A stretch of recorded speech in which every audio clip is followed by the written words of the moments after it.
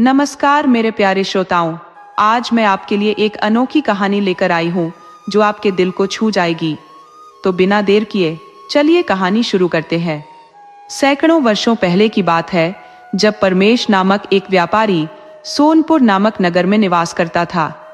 उसका व्यापार दूर दराज तक फैला हुआ था और अपने व्यापार के सिलसिले में उसे अक्सर अन्य देशों की यात्राएं करनी पड़ती थी। उसकी यात्राएं प्रायः लंबी और श्रमसाध्य होती थी। व्यापारी का विवाह चंद्रकला नाम की अत्यंत रूपसती कन्या से हुआ था, जिसकी सुंदरता पूर्णिमा के चंद्रमा के समान उज्ज्वल और मनमोहक थी। पूरे नगर में उसकी समता का कोई दूसरा रूप नहीं था। व्यापारी भी ऐसी अनुपम सुंदरता की स्वामिनी पत्नी पाकर अत्यधिक प्रसन्न था। विवाह को अभी कुछ ही समय बीता था कि व्यवसाय की अनिवार्यता के कारण उसे एक अन्य देश की यात्रा पर जाना पड़ा। नई नवेली पत्नी को छोड़कर जाने का उसका मन नहीं था, किंतु व्यापार की आवश्यकताओं ने उसे विवश कर दिया। उसने अपनी पत्नी को वचन दिया कि वह शीघ्र ही लौट आएगा। इसके पश्चात उसने यात्रा प्रारंभ की। दूसरे नगर पहुंचकर उसने विभिन्न व्यापारियों से भेंट की, विविध प्रकार के सामान का क्रय किया और शीघ्रातिशीघ्र अपने नगर लौटने का निश्चय किया। वह वहां 10 दिन रुका और तत्पश्चात अपनी वापसी यात्रा प्रारंभ की। लगभग 15 दिन पश्चात वह अपनी पत्नी के पास लौट आया। चंद्रकला ने कहा, आपके बिना ये 10 दिन अत्यंत अकेलेपन और उदासी में बीते। न तो परिवार में कोई अन्य सदस्य है और न ही हमारी कोई संतान। इस अकेलेपन में मेरा मन नहीं लगता। व्यापारी ने उसे सांत्वना देते हुए कहा, तुम चिंता मत करो चंद्रकला, मैं शीघ्र ही तुम्हारे इस अकेलेपन का समाधान करूंगा। इसके उपरांत व्यापारी अपने लाए हुए सामान को बाजार में बेचने हेतु अपनी दुकान पर गया। उसने अच्छा लाभ अर्जित किया, किंतु मन में यह विचार बार बार खटक रहा था कि अपनी पत्नी के इस अकेलेपन का निवारण वह कैसे करे, क्योंकि व्यापार की यात्राएं तो उसकी नियति थी। इसी प्रकार दिन धीरे धीरे बीतते गए। एक दिन व्यापारी अपनी दुकान पर बैठा हुआ था जब उसने बाजार से गुजरते हुए एक व्यक्ति को देखा। उस व्यक्ति के हाथ में एक पिंजरा था जिसमें एक अत्यंत आकर्षक तोता कैद था। दरअसल वह व्यक्ति एक बहेलिया था जो पक्षियों को पकड़कर बाजार में बेचा करता था। व्यापारी ने उसे पुकारा और अपने पास बुलाकर पूछा, भाई, ये सुंदर तोता क्या तुम बेचने के लिए लाए हो? बहेलिया विनम्रता से बोला, जी हुजूर, यही हमारा काम है, पक्षियों को पकड़ना और बेचना। व्यापारी ने उत्सुकता से पूछा, तो फिर इस तोते की कीमत क्या है? बहेलिया ने उत्तर दिया, मालिक, इसकी कीमत पूरी 50 स्वर्ण मुद्राएं है। ये सुनकर व्यापारी चौंक गया और बोला, क्या 50 स्वर्ण मुद्राएं? एक तोते की इतनी ऊंची कीमत तो असाधारण है। बहेलिया मुस्कुराते हुए बोला, सेठ जी, ये कोई साधारण तोता नहीं है, ये अत्यंत बुद्धिमान और चतुर है। इसके अलावा ये मनुष्यों की तरह बातें भी कर सकता है। बहेलिया की बात सुनकर व्यापारी बहुत प्रसन्न हुआ। उसके मन में यह विचार आया कि क्यों न इस तोते को खरीदकर अपनी पत्नी चंद्रकला को उपहार में दिया जाए। जब वह व्यापार के लिए लंबी यात्राओं पर जाएगा तो उसकी पत्नी इस तोते से बातचीत कर सकेगी और अकेलापन महसूस नहीं करेगी। ये सोचकर व्यापारी का मन उमंग से भर गया। उसने बहेलिया से कहा, ठीक है, मैं 50 स्वर्ण मुद्राएं देकर इस बोलने वाले तोते को खरीदने के लिए तैयार हूं। इस प्रकार व्यापारी ने 50 स्वर्ण मुद्राएं देकर वह तोता खरीद लिया। तोते को सौंपते हुए बहेलिया बोला, सेठ जी, इस अद्भुत तोते के बारे में एक बात बताना चाहता हूं। यह अत्यंत विशेष है और इसे अधिक देखभाल की आवश्यकता होती है। आप इसे पिंजरे में रखें, लेकिन दिन में कुछ समय के लिए इसे बाहर छोड़ना अनिवार्य है।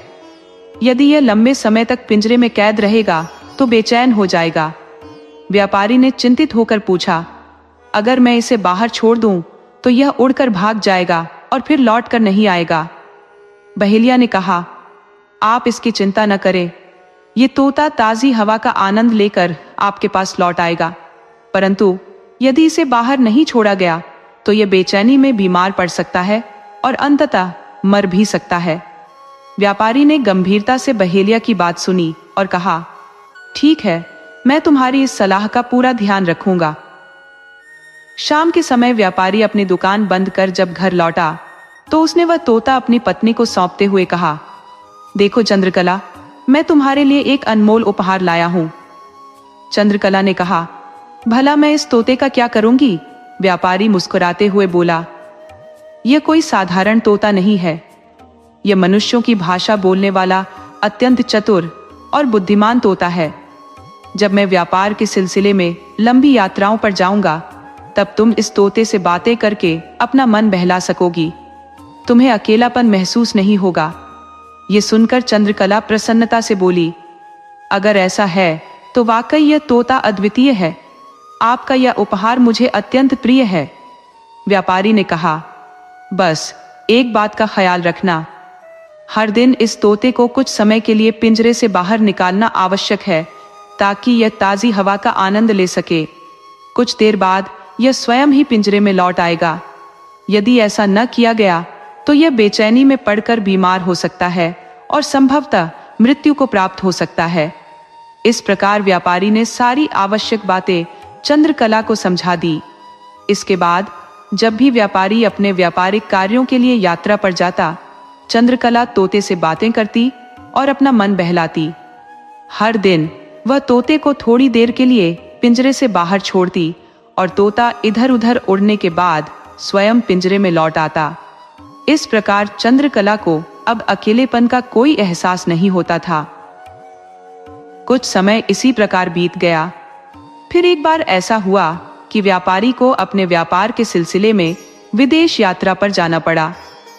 इस यात्रा में उसे अपेक्षाकृत अधिक समय लग गया। इसी दौरान एक दिन तोता घर के बाहर एक पेड़ पर जाकर बैठ गया और मनुष्यों की भाषा में जोर जोर से चिल्लाने लगा। तोता कह रहा था, व्यापारी की पत्नी धोखेबाज है, ये कुलक्षणी है, इसने व्यापारी के साथ विश्वासघात किया है, इसे घर से बाहर निकालो। सुबह सुबह जब लोग अपने अपने काम पर जा रहे थे तो उन्होंने देखा कि एक अत्यंत सुंदर तोता पेड़ की डाल पर बैठा हुआ है। जैसे ही कोई व्यक्ति उस पेड़ के नीचे से गुजरता, तोता जोर जोर से वही बातें चिल्लाने लगता। एक राहगीर जो वहां से गुजर रहा था रुक गया और तोते को ध्यान से देखने लगा। उसने तोते को पकड़ने की कोशिश की, लेकिन तोता उड़कर दूसरी डाल पर जा बैठा और फिर वही बात दोहराने लगा, व्यापारी की पत्नी धोखेबाज है, ये गैर मर्दों को घर बुलाती है। राहगीर यह सुनकर घबरा गया और सोचने लगा, ये कैसा विचित्र तोता है जो इस घर की औरत के सारे भेद खोल रहा है। वह वहीं खड़ा होकर स्थिति को समझने का प्रयास करने लगा। इसे देखकर कुछ और लोग वहां इकट्ठा हो गए। उनमें से एक ने उससे पूछा, तुम कौन हो और यहाँ क्यों खड़े हो? क्या तुम इस घर की टोह लेना चाहते हो? यह तो अनुचित है। वह व्यक्ति बोला, मैं तो यहाँ पहली बार आया हूँ, मैं किसी के घर की जासूसी नहीं कर रहा। लेकिन यह तोता जो इस घर के बाहर बैठा है अपनी मालकिन के बारे में ऐसी बातें चिल्ला रहा है जो मैं दोहराने में भी शर्म महसूस करता हूँ। बाकी लोग कहने लगे, अरे भाई, यह तो व्यापारी परमेश्वर का घर है, वह अत्यंत ईमानदार और नेक दिल इंसान है, उसने आज तक किसी पर उंगली भी नहीं उठाई, वह अपनी पत्नी के साथ इसी घर में रहता है। जैसे जैसे लोग वहां इकट्ठा होते गए, तोते ने फिर से अपनी बात दोहरानी शुरू कर दी, व्यापारी की पत्नी धोखेबाज है, ये कुलक्षणी है और गैर मर्दों को अपने घर बुलाती है। ये सुनकर वहां खड़े लोग हैरान रह गए। वे कहने लगे, ये तोता कितना मासूम और प्यारा है, ये तो वही बोलता है जो यह देखता और सुनता है। जरूर व्यापारी की पत्नी ने कोई बड़ा गलत काम किया होगा, तभी यह तोता बार बार ऐसा कह रहा है। धीरे धीरे यह बात पूरे इलाके में फैल गई कि व्यापारी की पत्नी धोखेबाज है। बस्ती के लोग उसके घर से कतराने लगे। मर्दों ने अपनी पत्नियों को चंद्रकला के घर जाने से मना कर दिया। दूसरी ओर चंद्रकला इस बात से बेहद परेशान थी। वो सोचती थी, आखिर ऐसा क्या हुआ कि सभी ने हमारे घर आना जाना बंद कर दिया। हर सुबह वह तोता व्यापारी के घर के बाहर पेड़ पर बैठ जाता और वही बातें चिल्लाने लगता। फिर कुछ देर बाद वह कहाँ गायब हो जाता, ये कोई नहीं जानता था। अब यह अफवाह पूरे नगर में फैल चुकी थी कि व्यापारी की पत्नी कुलक्षणी और बेवफा है। लोग यही भी कहने लगे कि शायद इसी वजह से उसका पति उसे छोड़कर चला गया। असल में व्यापारी इस बार अपने व्यापारिक कार्य के कारण लंबी यात्रा पर गया था। उसे गए हुए पूरे 1 साल बीत चुका था। इसी बीच एक दिन नगर में व्यापारियों का एक काफिला आया। पता चला कि उसी काफिले के साथ व्यापारी परमेश्वर भी लौट आया है। पूरे 1 साल बाद वह अपने घर वापस आ रहा था। जब नगर वासियों ने उसे देखा तो तुरंत पहचान लिया। कुछ लोग उससे मिलने आए और ताने मारते हुए कहने लगे, तुम इतने लंबे समय तक कहाँ थे? तुम्हें अपने घर की कोई खबर भी है? तुम्हारे पीछे क्या क्या हो रहा है ये मालूम भी है? अगर तुम्हें इतनी लंबी यात्रा पर जाना ही था तो अपनी पत्नी को साथ ले जाते। व्यापारी ने जब अपनी पत्नी का नाम लोगों के मुंह से सुना तो उसे क्रोध आ गया, लेकिन उसने अपने गुस्से को दबा लिया और चुपचाप रहा। उसने अपनी पत्नी के लिए बहुत सारे उपहार खरीदे थे। व्यापारी जैसे ही अपने घर के अंदर दाखिल हुआ, न जाने उसने ऐसा क्या देखा कि थोड़ी ही देर में उसके चीखने चिल्लाने की आवाजें बाहर आने लगी। वह क्रोध में अपनी पत्नी से कहने लगा, मैंने तुम्हें हमेशा एक सच्ची नेक औरत समझा, लेकिन तुमने मेरी हर उम्मीद को तोड़ दिया। तुमने मेरे विश्वास को रौंद दिया। तुम विश्वास के लायक नहीं हो। ये कहते हुए व्यापारी गुस्से में अपना घर छोड़कर बाहर निकल गया। उसकी आवाज सुनकर आसपास के लोग भी वहां इकट्ठा हो गए, लेकिन वह तोता व्यापारी के घर के बाहर ही ठहरा रहा और अचानक ऊंची आवाज में चिल्लाने लगा, व्यापारी की पत्नी बेवफा है। यह सुनकर व्यापारी ने निर्णय किया कि इस पूरे मामले का निपटारा गांव के मुखिया से करवाया जाएगा। गांव का मुखिया बेहद विवेकशील और अनुभवी व्यक्ति था। जब भी गांव वालों के बीच कोई समस्या होती, वे मुखिया के पास जाकर समाधान पाते। मुखिया बड़ी ही कुशलता से समस्याओं का समाधान करता और इसी कारण गांव वाले उसका अत्यधिक सम्मान करते थे। व्यापारी ने फौरन मुखिया के घर की ओर रुख किया। वह बेहद चिंतित था और साथ में उसका तोता भी था। वहां कुछ और लोग भी मौजूद थे जिन्होंने तोते को पहचान लिया। वे बोले, ये वही तोता है जिसने अपनी मालिकिन की बेवफाई की खबर पूरे गांव में फैलाई है। उनकी बात सुनकर मुखिया ने गहरी आवाज में कहा, बिना पूरी सच्चाई जाने किसी पर आरोप लगाना अनुचित है। सोच समझकर बात करें। मुखिया की यह बात सुनकर लोग खामोश हो गए। थोड़ी देर बाद मुखिया की ओर देखकर वे बोले, मुखिया जी, हमने वही कहा जो हमने सुना है। हर कोई यही बात कर रहा है। ये सुनकर मुखिया के चेहरे पर नाराजगी उभर आई। उन्होंने कहा, सिर्फ सुनी सुनाई बातों पर किसी के चरित्र पर प्रश्न चिन्ह लगाना उचित नहीं है। अफवाहें फैलाने वाले लोग ही समाज में अव्यवस्था का कारण बनते हैं। इतने में तोते ने मुखिया की ओर देखते हुए कहा, मुखिया जी, आपको मेरा प्रणाम। आपसे मिलकर अत्यधिक प्रसन्नता हुई। तोता बार बार यही बात दोहराने लगा। मुखिया ने जब उसे देखा तो चकित रह गए। उन्होंने अपना हाथ बढ़ाया तो तोता उड़कर मुखिया के हाथ पर आ बैठा और अपनी चोंच से उनके हाथ को चूमने लगा। यह देखकर मुखिया मुस्कुरा उठे। ऐसा तोता उन्होंने पहले कभी नहीं देखा था जो इतनी स्पष्टता से मनुष्यों की भाषा बोल सके। मुखिया तोते की इस कुशलता से इतने प्रभावित हुए कि वह मूल समस्या को लगभग भूल ही गए। तभी उनकी नजर व्यापारी पर पड़ी। मुखिया ने कहा, सेठ, तुम यहाँ किस समस्या के समाधान के लिए आए हो? और यह तोता तो वाकई अद्भुत है। यदि मैं इसे खरीदना चाहूं तो इसकी क्या कीमत होगी? व्यापारी ने उत्तर दिया, मुखिया जी, ये तोता मेरा पाला हुआ है। मैंने इसे एक बहेलिये से खरीदा था ताकि जब मैं व्यापार के लिए बाहर जाऊं तो ये मेरी अनुपस्थिति में मेरी पत्नी के साथ संवाद करके उसका मन बहला सके। लेकिन आज मैं आपके पास अपनी एक जटिल समस्या लेकर आया हूं। मुझे पूर्ण विश्वास है कि आप इस उलझन को सुलझा देंगे। मुखिया और बाकी सभी लोगों की नजरें व्यापारी पर टिक गई, जो भीतर ही भीतर टूटन और विषाद के सागर में डूबा हुआ था। मुखिया ने गंभीर स्वर में कहा, सेठ, बताओ तुम्हारे साथ ऐसा क्या घटित हुआ? तुम्हारी परेशानी क्या है? व्यापारी ने भारी मन से कहना शुरू किया। मैं व्यापार के सिलसिले में अक्सर विदेशों की यात्राएं करता हूँ। अपनी पत्नी का मन लगाने के लिए मैंने एक तोता खरीदा था। ये वही तोता है जो आपके सामने बैठा है। मेरी पिछली यात्रा में मुझे लौटने में पूरा 1 साल लग गया। मैं एक साधारण व्यक्तित्व वाला आदमी हूँ, लेकिन मेरी पत्नी, वह तो अनुपम सौंदर्य की मूरत है। पहली बार जब मैंने उसे देखा तो मेरी आंखें ठिठक गई और दिल सिहर उठा। मुझे यकीन नहीं हो रहा था कि मेरे जैसे साधारण आदमी से उसकी शादी कैसे हुई। जब मैंने यह बात अपने रिश्तेदारों को बताई तो उन्होंने मुझे समझाया कि इसमें चिंता की कोई बात नहीं है, बल्कि मुझे इस बात का अभिमान होना चाहिए कि मुझे इतनी सुंदर पत्नी मिली।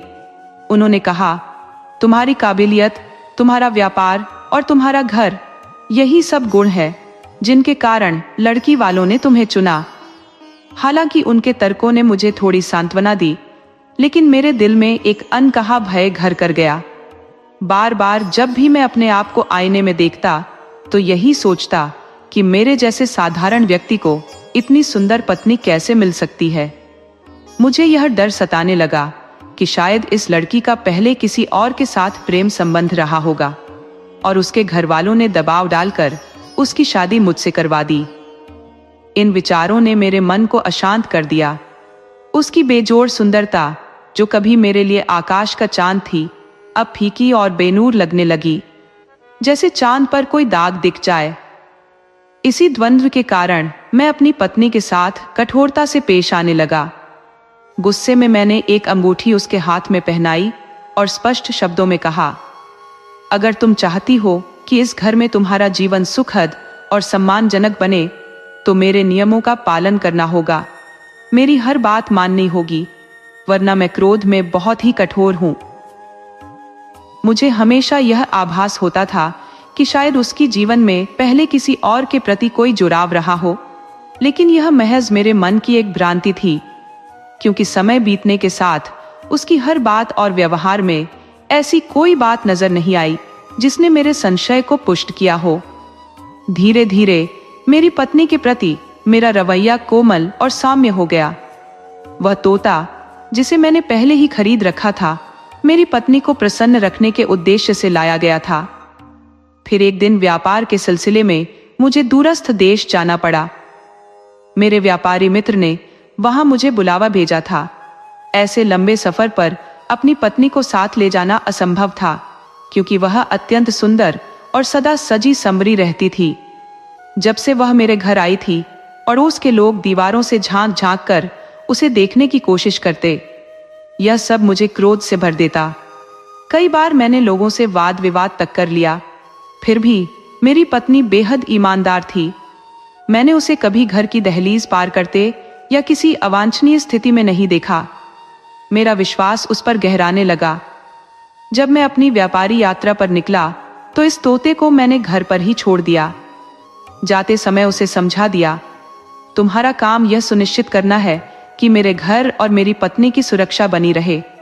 यदि कोई दीवार फांदने की कोशिश करे तो जोर से शोर मचाना, ताकि आस पड़ोस के लोग इकट्ठा हो जाएं। वफादार तोते ने मुझे आश्वासन दिया, मालिक, जैसा आपने कहा है मैं वैसा ही करूंगा। आपकी अनुपस्थिति में सब कुछ संभालूंगा। इस तरह मैं अपनी पत्नी को अकेला छोड़कर रवाना हो गया। समय के पंख लग गए और 1 वर्ष बीत गया। जब मैं घर लौटा तो वह दृश्य मेरी कल्पना से परे था। इतना कहते कहते व्यापारी चुप हो गया। मुखिया ने उसकी खामोशी भांपकर पूछा, आखिर तुमने ऐसा क्या देखा? व्यापारी ने गहरी सांस लेते हुए कहा, मैंने देखा कि कमरे के भीतर से मेरी पत्नी के रोने की आवाजें आ रही थी। जब मैं अंदर गया तो उसके कपड़े जगह जगह से फटे हुए थे। मुझे देखते ही वह तुरंत वहां से भागकर दूसरे कमरे में चली गई और अपने ऊपर एक शाल ओढ़ लिया। उसकी इस हरकत से मेरे भीतर संदेह जाग उठा। उस कमरे से मुझे किसी अन्य व्यक्ति की आवाजें भी सुनाई दी। बाहर अंधेरा फैल चुका था। मेरी दुविधा और बढ़ गई जब मेरे वफादार तोते ने जोर जोर से चिल्लाकर कहा, आपकी पत्नी धोखेबाज है, वह गैर मर्दों को घर में बुलाती है। तोता बार बार यही बात दोहरा रहा था। उधर मेरी पत्नी मुझे देखकर प्रसन्न होने के बजाय घबराई हुई प्रतीत हो रही थी। उसने कहा, आप अचानक आ गए, मुझे इसका अनुमान नहीं था। अगर आप पहले चिट्ठी भेज देते तो मैं आपके स्वागत की तैयारी कर लेती। उसकी बात सुनकर मेरा गुस्सा आसमान छू गया। जब वो मेरे पास आई तो मैंने आवेग में उसे एक जोरदार थप्पड़ जड़ दिया। क्रोध में चिल्लाते हुए मैंने पूछा, ये सब क्या है? इस कमरे में कौन था? मैं जैसे पागल हो गया था। पूरे कमरे को टटोलने लगा, सामान इधर उधर फेंकने लगा। मैं उस शख्स की तलाश करना चाहता था जो उस कमरे में छिपा हुआ था। मुझे तो पहले से ही अपनी पत्नी पर शक था, लेकिन अब मेरा शक यकीन में बदल गया था कि मेरी अनुपस्थिति में वह अपने प्रेमी को घर बुलाती है। इतना कहते ही व्यापारी ने अपना सिर झुका लिया। उसकी बातें सुनकर वहां खड़े सभी लोग स्तब्ध रह गए। तोता कभी मुखिया को देखता तो कभी अपने मालिक की ओर। मुखिया ने तोते की तरफ ध्यान केंद्रित करते हुए पूछा, तुम्हारा मालिक जो कह रहा है क्या वह सच है? तुमने उस कमरे में क्या देखा?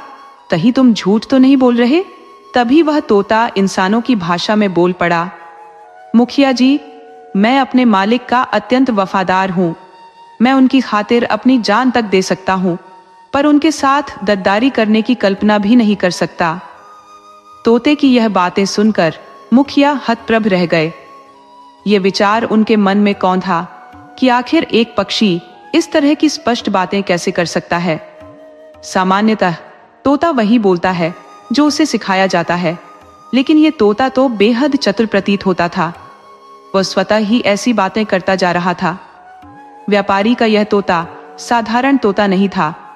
वहां उपस्थित लोगों के मन में यह संदेह उत्पन्न होने लगा कि शायद इस तोते पर किसी आत्मा या अदृश्य शक्ति का प्रभाव है। अन्यथा कोई भी पक्षी इतनी साफ और सटीक भाषा में बोलने में सक्षम नहीं हो सकता। मुखिया ने गहरी सांस लेते हुए व्यापारी से कहा, अगर तुम्हें इतनी लंबी यात्रा पर जाना ही था तो अपनी पत्नी को साथ क्यों नहीं ले गए? बहरहाल अब जो भी हुआ है, इस मामले की पूरी सच्चाई सामने लानी होगी। यह देखना होगा कि वास्तव में तुम्हारी पत्नी ने तुम्हारे साथ विश्वासघात किया है या फिर यह तुम्हारी महज भ्रांति है। सच की तह तक पहुंचना आवश्यक है। व्यापारी ने मुखिया से हाथ जोड़ते हुए निवेदन किया, मुखिया जी, आप मेरी इस समस्या का समाधान कर दीजिए। यदि आप ऐसा कर पाए तो मैं यह तोता आपको उपहार स्वरूप दे दूंगा। मुखिया मुस्कुराए और गंभीरता से बोले, अब यह तोता तुम्हारे घर पर नहीं रहेगा। तुम जाओ और अपनी पत्नी के साथ सम्मानपूर्वक व्यवहार करो। मामले को शांतिपूर्ण ढंग से निपटाओ। तुम्हारी पत्नी की वास्तविकता शीघ्र ही उजागर हो जाएगी। व्यापारी असहज और व्याकुल प्रतीत हो रहा था, परंतु मुखिया पर उसका अटूट विश्वास कायम था। यही कारण था कि उसने मुखिया की सलाह मान ली। व्यापारी ने कहा, ठीक है मुखिया जी, मैं वही करूंगा जो आपने कहा है। इसी बीच तोता उड़कर व्यापारी के कंधे पर जा बैठा, लेकिन मुखिया ने तत्क्षण उसे पकड़ लिया। वहां पहले से रखा हुआ पिंजरा मुखिया के पास था, जिसमें उसने उस तोते को बंद कर दिया। पिंजरे में बंद होते ही तोता जोर जोर से चिल्लाने लगा और प्रार्थना करने लगा, मुझे मेरे मालिक के साथ जाने दो, मालिक मुझे छोड़कर मत जाओ। व्यापारी वहां से विदा हो चुका था। मुखिया ने तय कर लिया था कि आज रात वह स्वयं व्यापारी के घर जाएगा और घटनाओं का मूकदर्शी बनेगा। मुखिया को यह आभास हो रहा था कि तोते की कही बातें आधी सत्य और आधी कपोल कल्पना है। मामला शीघ्र ही पूर्ण रूप से उद्घाटित होने वाला था। तोते की चीख पुकार सुनकर मुखिया ने पिंजरा अपनी पत्नी को सौंप दिया और कहा, यह अत्यधिक चतुर और धूर्त तोता है। इसका ध्यान रखना कि यह पिंजरे से बाहर न निकल पाए, और यह भी सुनिश्चित करो कि इसे हमारे घर से व्यापारी के घर तक का रास्ता ज्ञात न हो, क्योंकि मुझे इस पर संदेह है कि यह कहीं उड़कर वहां न पहुंच जाए। मुखिया ने अपने भेष में परिवर्तन किया और व्यापारी द्वारा दिए गए पते के आधार पर उसके घर की ओर चल दिया। घर के समीप पहुंचने पर उसने घर का एक चक्कर लगाया। यह घर अत्यंत भव्य था और स्पष्ट था कि व्यापारी ने अपनी गाड़ी कमाई का बड़ा अंश इसे बनाने में व्यय किया था। मुखिया ने चारों ओर का निरीक्षण करने के पश्चात दीवार फांदकर घर के भीतर जाने का निर्णय लिया। हालांकि वह जानता था कि किसी के घर में इस प्रकार प्रवेश करना और पति पत्नी की बातचीत सुनना एक दंडनीय कृत्य है, लेकिन वह केवल व्यापारी और तोते की बातों के आधार पर निष्कर्ष पर नहीं पहुंचना चाहता था। घर के भीतर सन्नाटा पसरा हुआ था, जैसे वहां कोई उपस्थित ना हो, लेकिन अचानक उसे कुछ आवाजें सुनाई देने लगी। ये आवाजें व्यापारी और उसकी पत्नी की थीं। वे आपस में वार्तालाप कर रहे थे। मुखिया ने उस कमरे की खिड़की से कान लगाकर उनकी बातचीत सुनने का निश्चय किया। खिड़की से सब कुछ स्पष्ट रूप से देखा और सुना जा सकता था। कुछ समय तक ठहरकर मुखिया ने उनकी वार्ता को ध्यान से सुना, परंतु इससे पहले कि किसी को आभास होता कि कोई तीसरा व्यक्ति घर के भीतर मौजूद है, वह सतर्कता से दीवार फांदकर वापस चला आया। सुबह जब मुखिया अपने घर पर शांतिपूर्वक बैठा हुआ था, तभी व्यापारी वहां पहुंचा। उसने मुखिया से कहा, मुखिया जी, आपके सुझाव के अनुसार मैंने अपनी पत्नी के साथ मधुर और स्नेहपूर्ण व्यवहार किया, उसे यकीन दिलाया कि मेरी सोच गलत थी और उसकी हर त्रुटि को क्षमा कर दिया। मुखिया ने उसकी बात सुनकर सहमति में सिर हिलाया। तभी वहां एक वृद्ध व्यक्ति, जिसकी लंबी सफेद दाढ़ी थी और उम्र लगभग 80 वर्ष प्रतीत होती थी, आ पहुंचा। व्यापारी ने चौंक कर उसकी ओर देखा और पूछा, मुखिया जी, ये कौन है? मुखिया ने उत्तर दिया, ये पक्षियों की भाषा और उनके व्यवहार के महान विद्वान है। ये पक्षियों के मनोभाव को भी समझने में सक्षम है। मैंने इन्हें इसीलिए बुलाया है ताकि सच्चाई का खुलासा हो सके। व्यापारी ने चिंतित होकर पूछा, लेकिन यह कैसे पता चलेगा कि मेरी पत्नी का प्रेमी कौन है? उसी समय मुखिया की पत्नी वह पिंजरा लेकर कमरे में आई, जिसमें तोता बंद था। जैसे ही तोता कमरे में आया, उसने चीख कर कहा, इस व्यापारी की पत्नी धोखेबाज है, वह घर में गैर मर्दों को बुलाती है। यह सुनकर व्यापारी का क्रोध फिर उफान पर आ गया।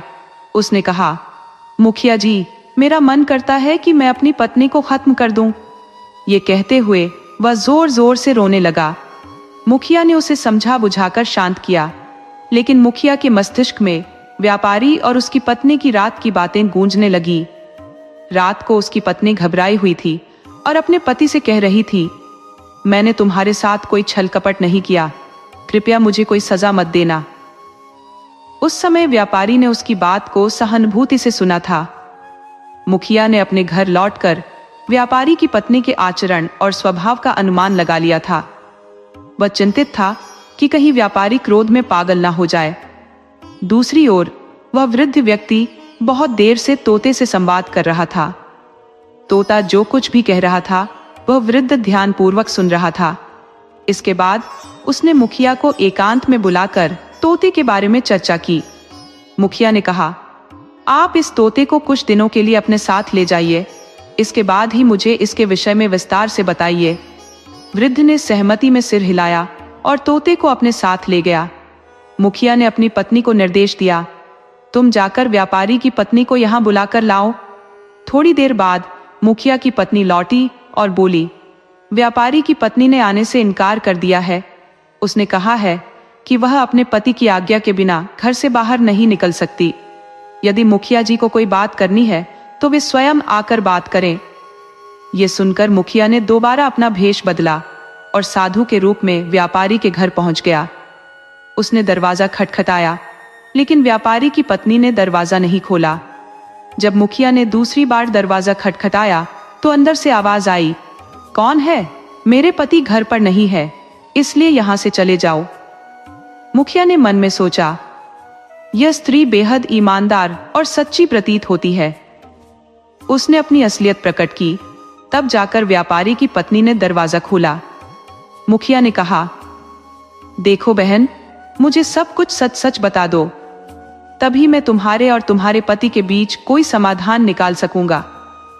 यह सुनकर व्यापारी की पत्नी घबरा गई और बोली, मुखिया जी, वह तोता एक पक्षी है, वह कुछ भी बोल सकता है। आप उसकी बातों पर भरोसा मत कीजिए और मुझ पर शक मत कीजिए। इससे तो बेहतर है कि मैं मर ही जाऊं। मुखिया ने गंभीर स्वर में कहा, अभी इन बातों का समय नहीं है।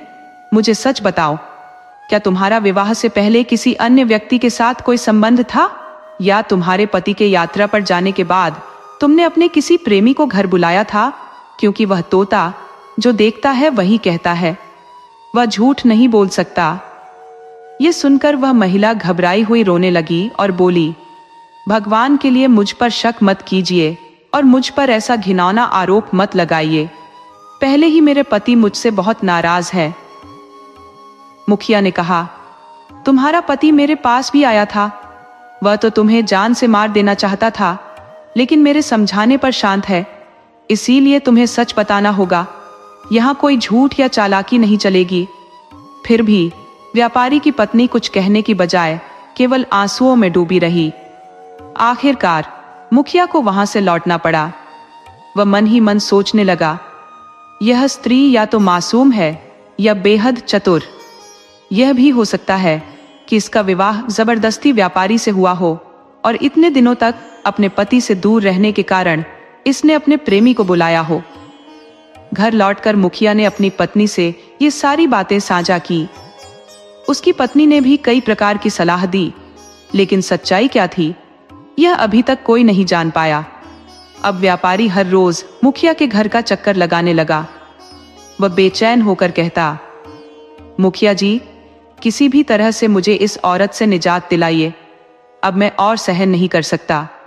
आप मेरे धैर्य की परीक्षा ले रहे हैं।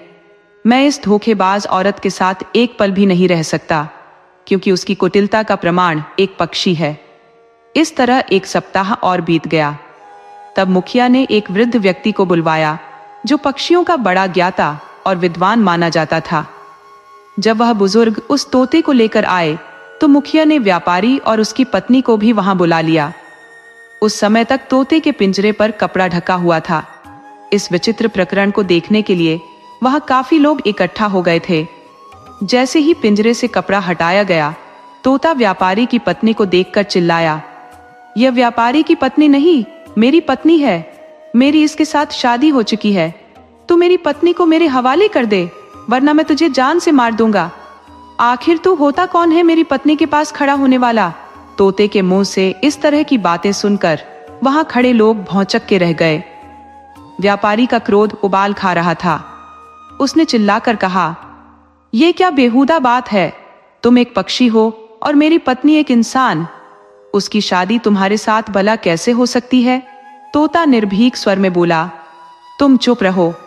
मैंने कहा है कि यह मेरी पत्नी है और मेरी इसके साथ शादी हो चुकी है। धीरे धीरे वहां और भीड़ जमा हो गई। मुखिया के बुलावे पर आसपास के लोग भी वहां आ पहुंचे। व्यापारी कभी मुखिया की ओर देखता तो कभी भीड़ की ओर। उसकी झुंझलाहट और गुस्सा चरम पर था। वह मुखिया से शिकायत करता हुआ बोला, मुखिया जी, मैं आपके पास बार बार आया, लेकिन आपने मेरी समस्या का कोई हल नहीं निकाला। उसकी हालत देखकर मुखिया ने वहां उपस्थित लोगों से पूछा, आप लोग पहले यह बताइए कि क्या आप में से किसी को भी कोई समस्या है? ये सुनकर मोहल्ले के लोग कहने लगे, मुखिया जी, कुछ समय पहले हमारे मोहल्ले में एक विचित्र चोर आया था। जब हम रात में सो जाते थे तो वह हमारी कोई न कोई कीमती चीज चुरा ले जाता था। हमने सोचा, ये कौन सा चोर है जो पकड़ में नहीं आता। हमने चौकीदार भी रखे, लेकिन फिर भी वह हमें चकमा देकर कीमती सामान चुरा ले जाता था। सोने की अंगूठियां, गहने और अशर्फियां तक गायब हो जाती थी। फिर एक दिन ऐसा हुआ कि सुबह के वक्त हमारी चौपाल पर एक गठरी पड़ी मिली। जब उसे खोला गया तो उसमें वे सभी चीजें थी जो लोगों के घरों से चुराई गई थी। उस दिन हमें हमारा सारा सामान वापस मिल गया। इसके बाद हम सब ने इस घटना को भुला दिया। यह सब सुनकर व्यापारी की पत्नी चंद्रकला भय और कंपी से जकड़ी हुई खड़ी थी। उसके चेहरे पर पसीने की धाराएं स्पष्ट रूप से बह रही थी। मुखिया ने उसकी ऐसी दशा देखकर गंभीर स्वर में कहा, चंद्रकला, मोहल्ले के अन्य लोगों ने अपने हिस्से की सच्चाई उजागर कर दी है। अब आगे की सच्चाई तुम बताओगी या फिर मुझे बतानी पड़ेगी? मुखिया के इस कथन ने चंद्रकला को भीतर तक हिला दिया। वह अत्यंत घबरा गई, जबकि उसके पति के मन में तरह तरह की उलझनें उठने लगी। व्यापारी सोचने लगा, कहीं ऐसा तो नहीं कि मेरी पत्नी न केवल मुझसे छल कर रही है, बल्कि वह एक चतुर चोर भी है।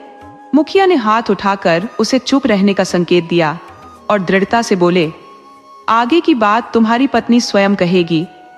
यह सुनकर चंद्रकला फूट फूट कर रो पड़ी और कांपते हाथों से तोते की ओर इशारा करते हुए बोली, जब मेरे पति काम के सिलसिले में शहर गए थे तो यह तोता मुझे अकेला छोड़ गए। उस समय मैं अत्यधिक व्याकुल थी, ये सोचकर कि इतने दिन अकेले कैसे बिताऊंगी। धीरे धीरे मैं इस तोते से बातें करने लगी और ये मेरा मन बहलाने लगा। मेरे पति ने मुझसे कहा था कि इसे दिन में एक बार पिंजरे से बाहर निकाल दूं ताकि यह ताजी हवा का आनंद ले सके। मैंने ऐसा करना शुरू कर दिया। शुरुआत में यह थोड़ी देर में लौट आता, लेकिन धीरे धीरे यह दिन भर गायब रहने लगा और केवल सांझ ढलने पर वापस आता। ये कहाँ जाता है और क्या करता है, मुझे कुछ भी मालूम नहीं था। एक दिन मैंने इसे बगीचे में मिट्टी खोदते देखा, जिससे मुझे कुछ संदेह हुआ। इसके जाने के बाद जब मैंने वह जगह खोदी तो वहां बहुत सी अंगूठियां, अशर्फियां और सोने के गहने मिले। यह देखकर मेरी घबराहट और बढ़ गई। उसके बाद मैंने इस तोते पर नजर रखनी शुरू कर दी। मैंने देखा कि यह कभी अंगूठी, कभी पायल तो कभी हार लेकर आता और उसे बगीचे में छुपा देता। एक दिन जब यह तोता वापस पिंजरे में आया तो मैंने इसका पिंजरा नहीं खोला, इसे डांट लगाई और सजा के तौर पर खाना भी नहीं दिया। शायद किसी तरह पिंजरा खुला रह गया और यह फिर बाहर निकल गया। इसके बाद यह घर के बाहर लगे पेड़ पर बैठकर मेरे बारे में अनर्गल बातें करने लगा। मैंने इसके छुपाए हुए गहनों को जमीन से निकाला और पोटली में बांधकर चौपाल पर रख दिया ताकि जिनका भी यह सामान हो वे उसे ले सके। लेकिन जब मैं वापस घर आई तो इस तोते ने मुझ पर हमला कर दिया। इसने अपनी चोंच और पंजों से मुझे इतना घायल कर दिया कि मेरे कपड़े जगह जगह से फट गए। जब मेरे पति घर लौटे और मेरी यह हालत देखी तो वे ना जाने क्या सोचने लगे, जबकि इस पूरे मामले की जड़ यही तोता था।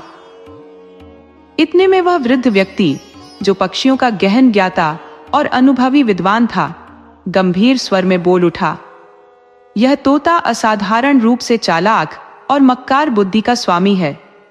मैंने इसे पूरे 7 दिनों तक अपने घर में रखा, इसके साथ संवाद किया और इसकी वास्तविकता उजागर की।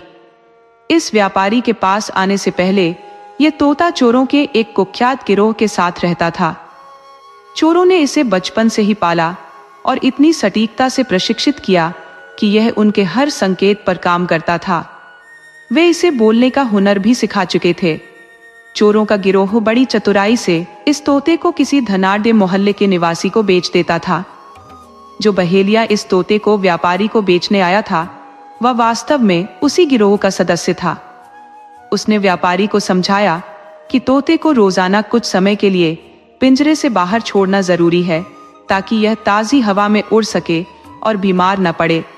लेकिन सच्चाई ये थी कि पिंजरे से बाहर आते ही यह तोता पूरे मोहल्ले का निरीक्षण करता था। यह ध्यान देता कि किसके पास कौन कौन से मूल्यवान गहने हैं और कौन मोहल्ले का सबसे धनी व्यक्ति है।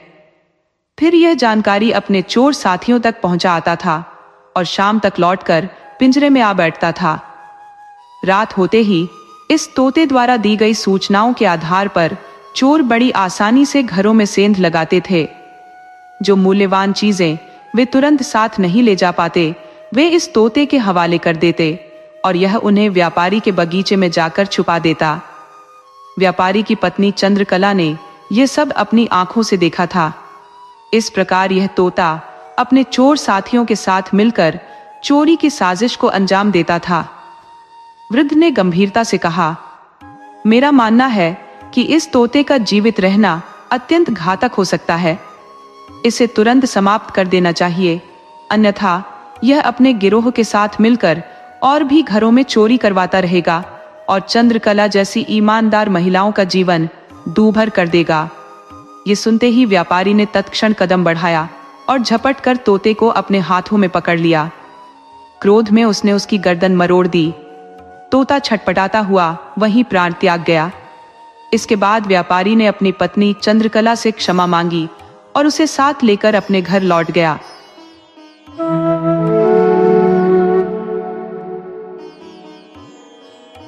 एक समय की बात है। एक नगर में राजा इंद्रसेन और रानी मैनावती रहते थे। दोनों एक दूसरे से बहुत प्रेम करते थे। एक दिन राजा और रानी बगीचे में बैठे हुए थे। तभी एक आम के पेड़ पर कबूतरों का एक जोड़ा आकर बैठ गया। राजा ने रानी से पूछा, प्रिय रानी, क्या तुम बता सकती हो कि इन दोनों पक्षियों में कौन नर है और कौन मादा? रानी मैनावती बोली, महाराज, जोड़ा तो अक्सर नर और मादा का ही होता है। इनमें एक पक्षी नर है और दूसरा मादा है। राजा मुस्कुराते हुए बोले, रानी, यह जरूरी नहीं है कि ये दोनों नर और मादा ही हो। दोनों नर भी हो सकते हैं या दोनों मादा भी हो सकती है। हो सकता है ये दोनों पक्षी आपस में भाई भाई हो। रानी मैनावती कहने लगी, नहीं नहीं महाराज, ये दोनों नर और मादा ही है। मुझे लगता है आपको पक्षियों की ठीक से पहचान नहीं है। राजा बोले, नहीं नहीं रानी, ये दोनों नर ही है। इस प्रकार राजा और रानी के बीच उन दोनों पक्षियों को लेकर बहस होने लगी। राजा ने कहा, ठीक है रानी, अगर ये दोनों नर निकले तो मैं तुम्हें देश निकाला दे दूंगा, और यदि ये दोनों नर और मादा निकले तो मैं 14 साल के लिए स्वयं देश निकाला ले लूंगा। दोनों में शर्त लग गई। राजा ने तुरंत एक शिकारी को बुलवाया और उससे कहा कि इन दोनों पक्षियों को अपने जाल में फंसाओ। राजा ने पक्षियों के विशेषज्ञ को भी बुलवाया और उससे कहा कि तुम्हें मुझे यह बताना होगा कि ये दोनों पक्षी नर है या मादा। रानी मैनावती जानती थी कि ये दोनों पक्षी नर और मादा है। रानी ने बड़ी चतुराई से उस विशेषज्ञ को अपने पास बुलाया और उसके हाथ में 100 स्वर्ण मुद्राएं रखते हुए कहा, देखिए, मैं जानती हूं कि मैं महाराज से बहुत प्रेम करती हूं और महाराज के बिना यह राज भी नहीं चल सकता। इसीलिए मैं चाहती हूं कि इस शर्त में तुम्हें राजा को ही जिताना होगा। यदि मुझे देश निकाला होता है तो महाराज राज्य का संचालन ठीक ठाक करते रहेंगे, और यदि महाराज 14 साल के देश निकाले पर चले जाते हैं तो यह राज्य राजा के बिना राजविहीन हो जाएगा। और कहते हैं, जिस राज्य का कोई राजा नहीं होता वहां अराजकता फैल जाती है। चोर डाकू प्रजा पर अत्याचार करने लगते हैं। इसलिए तुम्हें झूठ बोलकर महाराज को ही जिताना पड़ेगा। पक्षियों के विशेषज्ञ ने कहा, ठीक है महारानी जी, हम ऐसा ही करेंगे। शिकारी उन दोनों पक्षियों को पकड़कर लाता है और राजा रानी के सामने दोनों पक्षियों को छोड़ देता है। तब राजा ने उस विशेषज्ञ से पूछा, बताओ, इन दोनों में क्या फर्क है? क्या ये दोनों नर है या मादा, या दोनों नर है? विशेषज्ञ तो पहले से ही रानी से 100 स्वर्ण मुद्राएं ले चुका था, इसलिए उसे रानी के कहे अनुसार झूठ बोलना था। वह कहने लगा, महाराज, ये दोनों पक्षी नर ही हैं। राजा को क्या पता था कि विशेषज्ञ झूठ बोल रहा है। राजा को जब पता चला कि उसकी बात ठीक निकली तो राजा मन ही मन बहुत प्रसन्न हुआ और एकदम से अपनी प्रिय रानी से कहने लगा, रानी मैनावती, तुम बहुत घमंडी हो। तुमने मेरी बात नहीं मानी और अपने वचन के अनुसार तुम शर्त हार गई हो। अब मैं तुम्हें देश निकाला दे रहा हूं। रानी ने महाराज के लिए उन पक्षियों के जानकार से झूठ कुरवाकर देश निकाला तो ले लिया, लेकिन वह अंदर ही अंदर बहुत दुखी थी। वह रोने लगी और सोचने लगी, अब मुझे अपने महाराज से अलग होना पड़ेगा। रानी ने राजा से निवेदन किया कि महाराज, आप मुझे देश निकाला मत दीजिए। इस समय मैं ठीक हालत में नहीं हूं। मेरे 3 माह का गर्भ है। आप जानते हो मैं इस गर्भ को लेकर कहां जाऊंगी। लेकिन राजा ने रानी की बात पर कोई ध्यान नहीं दिया। राजा कहने लगा, रानी, अब तुम्हें शर्त के अनुसार यह महल छोड़कर जाना होगा। राजा ने जल्लादों को बुलवाया और उन्हें आदेश दिया कि तुम रानी को ले जाओ और राज्य से बाहर ले जाकर इस रानी को जान से मार देना, क्योंकि हमारी रानी ने 2 नियमों का उल्लंघन किया है। पहले तो यह शर्त हार गई और दूसरा, इसने राजा की आज्ञा का उल्लंघन किया है। राजा की आज्ञा मानकर जल्लाद महारानी मैनावती को लेकर चल देते हैं और चलते चलते राज्य की सीमा से बाहर निकल जाते हैं और एक घने जंगल में ले जाकर महारानी मैनावती को मारने का विचार बनाते हैं। इधर महारानी मैनावती मन में विचार करती है कि हे भगवान, अब मेरे प्राण कैसे बचेंगे? मैं किस तरीके से अपनी रक्षा कर पाऊंगी? उन जल्लादों में से एक जल्लाद कहने लगा, हे महारानी जी, राजा के आदेश अनुसार हम आपको मारेंगे, हमें क्षमा कर देना महारानी। तभी उनमें से दूसरा जल्लाद कहने लगा, क्या बोल रहा है भाई? तो हमने महारानी का नमक खाया है।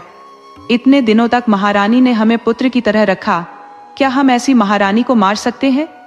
हमने आज तक न जाने कितने लोगों को मौत के घाट उतारा है, कितने लोगों की मौत का पाप हमने अपने सिर पर लिया है। आज एक पुण्य का कार्य कर देते हैं।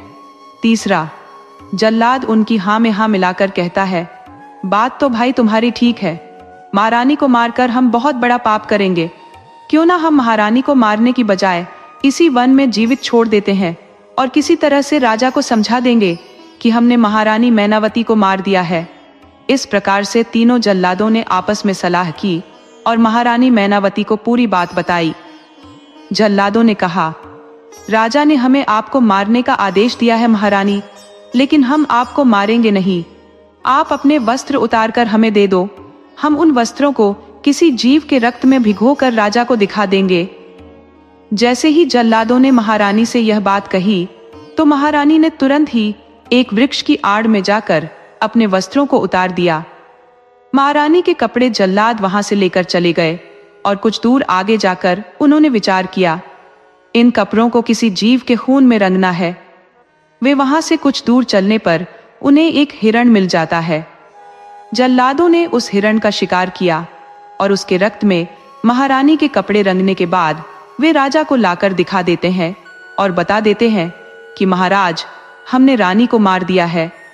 महारानी की मृत्यु की खबर सुनकर राजा इंद्रसेन पर कोई फर्क नहीं पड़ता। राजा तो अपने राज्यकाज में व्यस्त हो जाता है। उधर बेचारी महारानी मैनावती गर्भावस्था में निवस्त्र झाड़ियों में छुप छुप कर अपना समय काट रही थी। भूख लगने पर महारानी वृक्षों के पत्ते और फल खा लिया करती। इसी तरह महारानी के उस सुनसान जंगल में 10 से 15 दिन का समय बीत जाता है। उस दुखियारी रानी की जंगल में कोई देखभाल करने वाला भी नहीं था। पर कहते हैं, भगवान भी ऐसे लोगों को कुछ ना कुछ मदद जरूर भेजता है।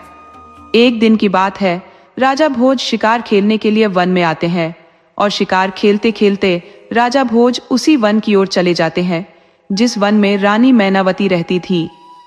रानी मैनावती वृक्ष के नीचे बैठी हुई थी। बेचारी उस समय निवस्त्र अवस्था में थी। तभी अचानक से उसने घोड़े के चलने की आवाज सुनी तो रानी तुरंत घनी झाड़ियों के बीच जाकर छुप जाती है। उधर राजा भोज को उन झाड़ियों के बीच से कुछ आहट सुनाई देती है तो राजा ने सोचा कि जरूर इन घनी झाड़ियों में कोई मृग या सूअर होगा। राजा भोज ने अपने सैनिकों से कहा कि इस झाड़ी को चारों ओर से घेर लो, इसके अंदर कोई शिकार मालूम पड़ता है। राजा के सैनिकों ने तुरंत ही उन घनी झाड़ियों को घेर लिया और अपने चारों तरफ तीर तलवार लेकर खड़े हो गए। सैनिकों को देखकर रानी मैनावती घबरा जाती है। रानी सोचती है कि आज तो मुझे शिकार समझकर ये लोग मार डालेंगे। यही सोचकर रानी मैनावती ने आवाज लगाई, भाइयों, मैं आपका शिकार नहीं हूं, मैं एक दुखी लाचार स्त्री हूं। मुझ दुखिया को मारकर आपको क्या मिलेगा? जब एक स्त्री की आवाज राजा भोज ने सुनी तो राजा भोज बोले, तुम कौन हो और यहाँ कहाँ से आई हो? तब रानी मैनावती कहती है कि मेरा इस दुनिया में कोई नहीं है, न मेरा कोई रिश्तेदार है और न कोई अपना सगा संबंधी। मैं तो इस वन में रहकर अपना समय काट रही हूँ। राजा भोज बहुत बड़े अनुभवी थे। वह कहने लगे, कोई बात नहीं, मैं तुम्हें अपनी धर्म की बहन बनाना चाहता हूँ। तुम इन झाड़ियों से बाहर निकल कर आओ, मैं तुम्हें अपने महल लेकर चलूंगा। समझो, आज से तुम्हारे दुखों का अंत हो गया। रानी मैनावती यह बात सुनकर कहने लगी, हे भाई, ठीक है, तुमने मुझे धर्म की बहन बना लिया, लेकिन मैं इन झाड़ियों से बाहर नहीं निकल सकती। राजा बोले, क्यों? ऐसा क्या कारण है? रानी ने जवाब दिया, क्योंकि राजा साहब, मैं इस समय निवस्त्र अवस्था में हूं। तब राजा भोज ने विचार किया और जिस दुपट्टे को वह अपने गले में डाले हुए थे उसे झाड़ियों के बीच फेंक दिया और कहा, बहन, तुम इसे आधा पहन लो और आधा ओढ़कर बाहर आ जाओ। राजा का दुपट्टा जब रानी के पास पहुंचा तो रानी मैनावती उस दुपट्टे को अपने शरीर से लपेटकर उन झाड़ियों से बाहर आ जाती है। जैसे ही रानी झाड़ियों से बाहर आती है तो राजा भोज उसे देखकर अचंभित रह जाते हैं। वह स्त्री एकदम अद्वितीय सुंदरी थी। उसका चेहरा चंद्रमा के समान चमक रहा था। देखने से मालूम पड़ रहा था कि वह किसी राजा की राजकुमारी या कोई अप्सरा है। राजा कहने लगे, बहन, तुम चिंता मत करो, अब मैं तुम्हें अपने महल लेकर चलूंगा। मैंने तुम्हें अपनी बहन माना है। राजा भोज ने रानी मैनावती को अपने रथ में बैठा लिया और अपने विराट नगर के लिए राजा भोज चल दिए। राजा भोज जब रानी मैनावती को लेकर अपनी राजधानी में पहुंचते हैं तो प्रजा के लोगों ने देखा तो उन्हें लगा राजा दूसरा विवाह करके लाए हैं। अब तो चारों तरफ राजा भोज की बदनामी होने लगी। कहने लगे कि इस राजा को बुढ़ापे में दूसरा विवाह करने की क्या जरूरत थी। चारों तरफ इस बात का हल्ला मच गया कि राजा की यहाँ पहले से ही कई रानियां थी, फिर महाराज दूसरी रानी लेकर क्यों आए हैं। राजा ने यह अच्छा नहीं किया। जब यह बात राजा भोज के कानों में पड़ी तो महाराज ने विचार किया कि यह तो बहुत ही गलत अफवाह प्रजा में फैल गई है। राजा ने तुरंत दरबार में एक सभा बुलाई और कहा कि आप लोग जैसा सोच रहे हैं वैसी कोई बात नहीं है। मैं शिकार के लिए जंगल में गया था। वहां मुझे एक दुखी लाचार अबला मिली जिसका न कोई आश्रय था न कोई सगा संबंधी। तो हमने उसे अपनी धर्म की बहन बना लिया और उसे अपने राजमहल में ले आए। अब बताओ, क्या मैंने कोई काम गलत किया। ये सुनकर राजा की दरबार में खूब प्रशंसा होती है और प्रजा में भी उनकी खूब तारीफ होने लगी। इस प्रकार रानी मैनावती महाराज भोज की बहन बनकर उनके साथ राजमहल में रहने लगती है। धीरे धीरे समय गुजरता गया। इधर रानी मैनावती के प्रसव काल का समय निकट आ गया। एक दिन महारानी मैनावती के गर्भ से एक परम सुंदर तेजस्वी बालक ने जन्म लिया। बालक के जन्म होने पर राजा भोज बहुत ही प्रसन्न होते हैं और कहने लगे, आज मेरे भांजे का जन्म हुआ है। और इस खुशी में राजा भोज पूरे नगर को दावत देते हैं। बालक जब 7 दिन का हुआ तो उसका नामकरण संस्कार कराने के लिए राजा भोज ने बड़े बड़े विद्वान ज्योतिषियों को बुलवाया। ज्योतिषियों ने जब पोथी खोलकर देखी तो बालक का कोई ठीक से नाम नहीं निकल पा रहा था। कोई कुछ नाम रख रहा था तो कोई कुछ। वे नाम राजा भोज को पसंद नहीं आ रहे थे। अलग अलग नामों को सुनकर राजा भोज बड़े क्रोधित हो जाते हैं। राजा भोज ने अपने सेनापति को आदेश दिया कि इन समस्त ज्योतिषियों को जेल में डाल दो। ये व्यर्थ में ही पोथी लेकर घूमते रहते हैं, ये कुछ नहीं जानते। राजा के आदेश पर सेनापति उन सभी ज्योतिषियों को जेल में डलवा देते हैं। उसके बाद राजा ने यह आदेश किया, जो कोई मेरे भांजे का सही नाम रखेगा मैं उसे मुंह मांगा इनाम दूंगा। राजा की घोषणा सुनकर कोई भी ब्राह्मण उस बालक का नामकरण संस्कार करने के लिए नहीं आता, क्योंकि वह जानते थे यदि नाम सही नहीं निकला तो राजा भोज उन्हें जेल में डलवा देंगे। एक दिन की बात है, एक बूढ़ा ब्राह्मण उसी राज्य में घूमता हुआ आ रहा था। मार्ग में कुछ सिपाहियों ने ब्राह्मण को देखा तो सोचने लगे, बूढ़ा ब्राह्मण है, हो सकता है हमारे महाराज के भांजे का नामकरण संस्कार कर दे, तो क्यों ना इसे लेकर के हमें महाराज के पास चलना चाहिए। उन सभी सैनिकों ने जाकर के उस वृद्ध ब्राह्मण से कहा, हे ब्राह्मण देव, हमारे महाराज के यहाँ एक पुत्र का जन्म हुआ है और उसका नामकरण संस्कार तुम्हें करना है। परंतु ध्यान रहे, अब तक महाराज ने हजारों ब्राह्मणों को जेल में डलवा दिया है। कोई भी ब्राह्मण सही जन्म कुंडली, तिथि, वार, मुहूर्त और जन्म का सही निर्धारण नहीं कर सका है। बूढ़ा ब्राह्मण बोले, ठीक है, चलो मैं चलता हूं। और उन सैनिकों के साथ वह बूढ़ा ब्राह्मण महाराज के दरबार में आ जाता है। राजा ने उसका बहुत स्वागत किया, बैठने के लिए उचित आसन दिया। उसके बाद राजा ने कहा, ब्राह्मण देव, मेरे घर एक पुत्र ने जन्म लिया है, तुम्हें उसका नामकरण संस्कार करना है। वह ब्राह्मण बड़ा ही विद्वान था। उसने अपनी पोथी को खोलकर देखा तो वो ब्राह्मण कहने लगा, महाराज, मैं इस बालक का सही नामकरण कर सकता हूँ, लेकिन शर्त यह है, आपने जितने ब्राह्मणों को जेल में डलवा रखा है उन सबको आपको मुक्त करना पड़ेगा। राजा ने कहा, ठीक है, हम सबको रिहा कर देंगे। आप हमारे भांजे का ठीक ठीक से नामकरण संस्कार कीजिए। बूढ़ा ब्राह्मण बोला, ठीक है महाराज। और ब्राह्मण ने जब अपनी पोथी खोलकर देखा और बालक के गोण और कुंडली मिलाई तो वह ब्राह्मण कहने लगा, महाराज, यह बालक किसी दूसरे राज्य का पुत्र है। इसका जन्म स्थान बदल गया है, परंतु इस बालक के अंदर राजाओं के सभी गुण विद्यमान है, इसलिए इस बालक का नाम आज से इंद्रजीत होगा। बालक का नाम सुनकर पूरे दरबार में तालियां बजाई गईं। राजा को भी बालक का नाम खूब पसंद आया। राजा ने अपने यहाँ कैद सभी ब्राह्मणों को मुक्त कर दिया। धीरे धीरे समय कुछ और बीतता है और इधर राजकुमार इंद्रजीत धीरे धीरे बड़ा होने लगा। जब राजकुमार 5 साल का हो जाता है तो उसने वही राजाओं वाले खेल खेलना आरंभ कर दिए। वह अपने साथी बालकों के साथ खेलता था, दुर्ग की रचना करता था और उन्हें तोड़ता था। घुड़सवारी करना, तलवारबाजी करना और धनुष पर प्रत्यंचा चढ़ाना बचपन से ही उसके खेल बन गए थे। बालक की कुशलता को देखकर राजा भोज भी बहुत ही प्रसन्न होते थे।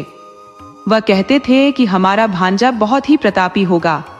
इस प्रकार इंद्रजीत जब 7 साल का हो जाता है और अपने साथी बालकों के साथ खेलने जाता है तो नगर का जो मुख्य चौराहा था उस चौराहे पर जाकर खेलने लगता है।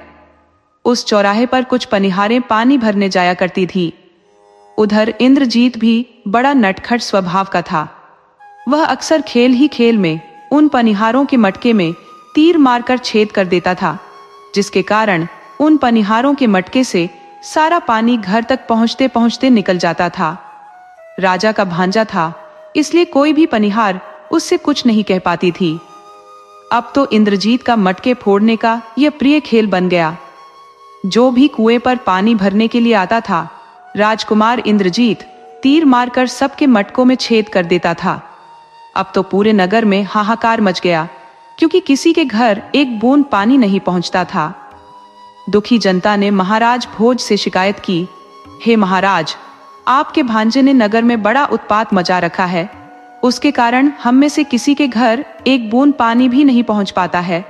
आपका भांजा तीर मारकर सबके मटकों में छेद कर देता है।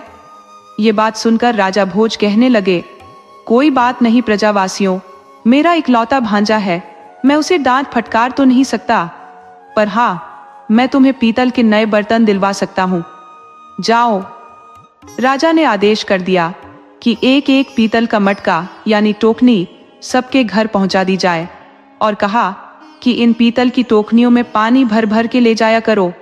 हमारा भांजा इनमें तीर मारेगा तो पीतल की टोकनियों में छेद नहीं होगा।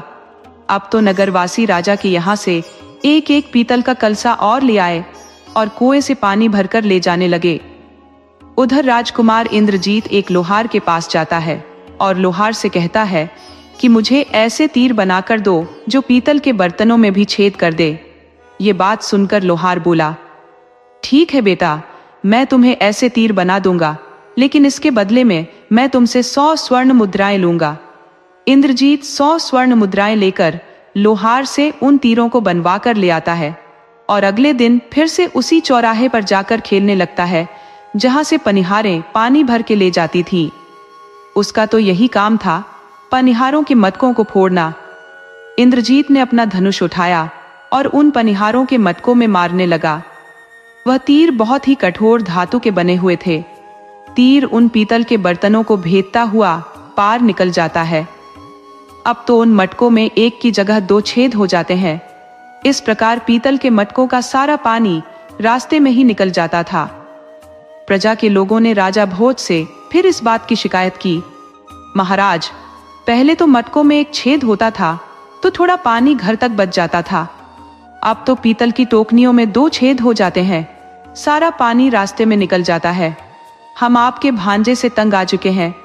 राजा ने कहा, देखो, हम अपने भांजे से तो कुछ नहीं कह सकते, पर हाँ, हम उस कुएं के पास में एक ठठेरा बैठा देते हैं, वह तुम्हारे फूटे हुए मटकों को ठीक करता रहेगा। ठठेरा 1000 बर्तनों में रोजाना झाल लगाता था। इंद्रजीत उन्हें रोज फोड़ देता था। धीरे धीरे इसी तरीके से राजकुमार इंद्रजीत का उत्पात बढ़ता गया। एक दिन की बात है, राजकुमार इंद्रजीत उस चौराहे पर नहीं जाता है। उस दिन वह अपने मित्रों को साथ लेकर जंगल में खेलने के लिए जाता है। जंगल में पहुंचकर उसने एक रेतीले स्थान पर बालकों के साथ दुर्ग की रचना की। उसके बाहर 2 प्रहरी बिठा दिए और दुर्ग पर आक्रमण करने के लिए अपने कुछ साथी बालकों से कहा और स्वयं उसका रक्षक बनकर खड़ा हो गया। राजकुमार इंद्रजीत इसी तरह से खेल रहा था। उसी समय एक सरदार वहां से गुजरता है। सरदार के पास लाखों की संख्या में ऊंट और गाय थी। सरदार का काम था राजाओं के माल को एक राज्य से दूसरे राज्य पहुंचाना। सरदार अपने लश्कर के साथ चला आ रहा था। लाखों ऊंटों के उसके साथ थे। सरदार ने जब रास्ते में बालकों को खेलते हुए देखा तो उनसे कहने लगा, बालकों, यहां से दूर हट जाओ। लेकिन राजकुमार इंद्रजीत निडर और निर्भय था। वह कहने लगा, तुम कौन हो? तुम कोई आक्रमण करने वाले हो जो मेरे दुर्ग पर आक्रमण करने आए हो? मैं अपने दुर्ग की रक्षा कर रहा हूं। तुम अपने ऊंट लेकर किसी दूसरे मार्ग से निकल जाओ। राजकुमार इंद्रजीत की बात सुनकर सरदार बहुत क्रोधित हो जाता है। सरदार भी कुछ अहमियत रखता था। राजाओं के पास उसका उठना बैठना था। सरदार कहने लगा, अरे हठी बालक, मेरा रास्ता छोड़ दे। राजकुमार इंद्रजीत भी अपनी जिद पर अड़ा हुआ था। दोनों के बीच विवाद होता गया, लेकिन राजकुमार इंद्रजीत पीछे नहीं हटा। तब सरदार को क्रोध आ गया और उसने गुस्से में आकर राजकुमार इंद्रजीत के गाल पर 2 चांटे जड़ दिए। बंजारे के चांटे खाकर इंद्रजीत रोता हुआ अपने घर आ जाता है और अपने मामा राजा भोज से कहता है, मामा जी, आज मैं जंगल में खेलने गया था। वहां एक बंजारा आया और उसने अपने आप को विक्रम सरदार कह रहा था कि मेरा नाम विक्रम सरदार है। उसने मेरे किले को तोड़ दिया और मुझे भी मारा। राजकुमार इंद्रजीत की यह बात सुनकर राजा भोज गुस्से से बोले, पुत्र, तुम चिंता मत करो। जिसने तुम्हें मारा है, मैं उसे अभी सबक सिखा कर आता हूं। इस प्रकार अपने कुछ सैनिकों को लेकर राजा भोज चल देते हैं। उधर बंजारा विक्रम सरदार अपने साथियों के साथ चला आ रहा था। राजा ने जाते ही विक्रम सरदार के कई आदमियों को मार डाला। उधर विक्रम सरदार को खबर मिली कि राजा भोज ने हम पर आक्रमण कर दिया है, तो विक्रम सरदार घबरा जाता है। उसने देखा कि महाराज ने आक्रमण किया है। महाराज कोई लुटेरे थोड़े हैं? क्या वजह है जो राजा हमसे नाराज है? तो विक्रम सरदार अपने हाथ बांधकर दांतों में दूब का तिनका दबाकर राजा के सामने आकर उपस्थित हो जाता है और कहने लगा, महाराज, क्या कारण है कि आपने हमारे इतने साथियों को मार डाला? तब राजा भोज बोले, हे बंजारे, मैं तुझे जिंदा नहीं छोड़ूंगा। विक्रम सरदार बोला, महाराज, मेरा कसूर क्या है? राजा ने कहा, मैंने अपने भांजे को बड़े लाड़ प्यार से पाला है और तूने उसे 2 चांटे मारे।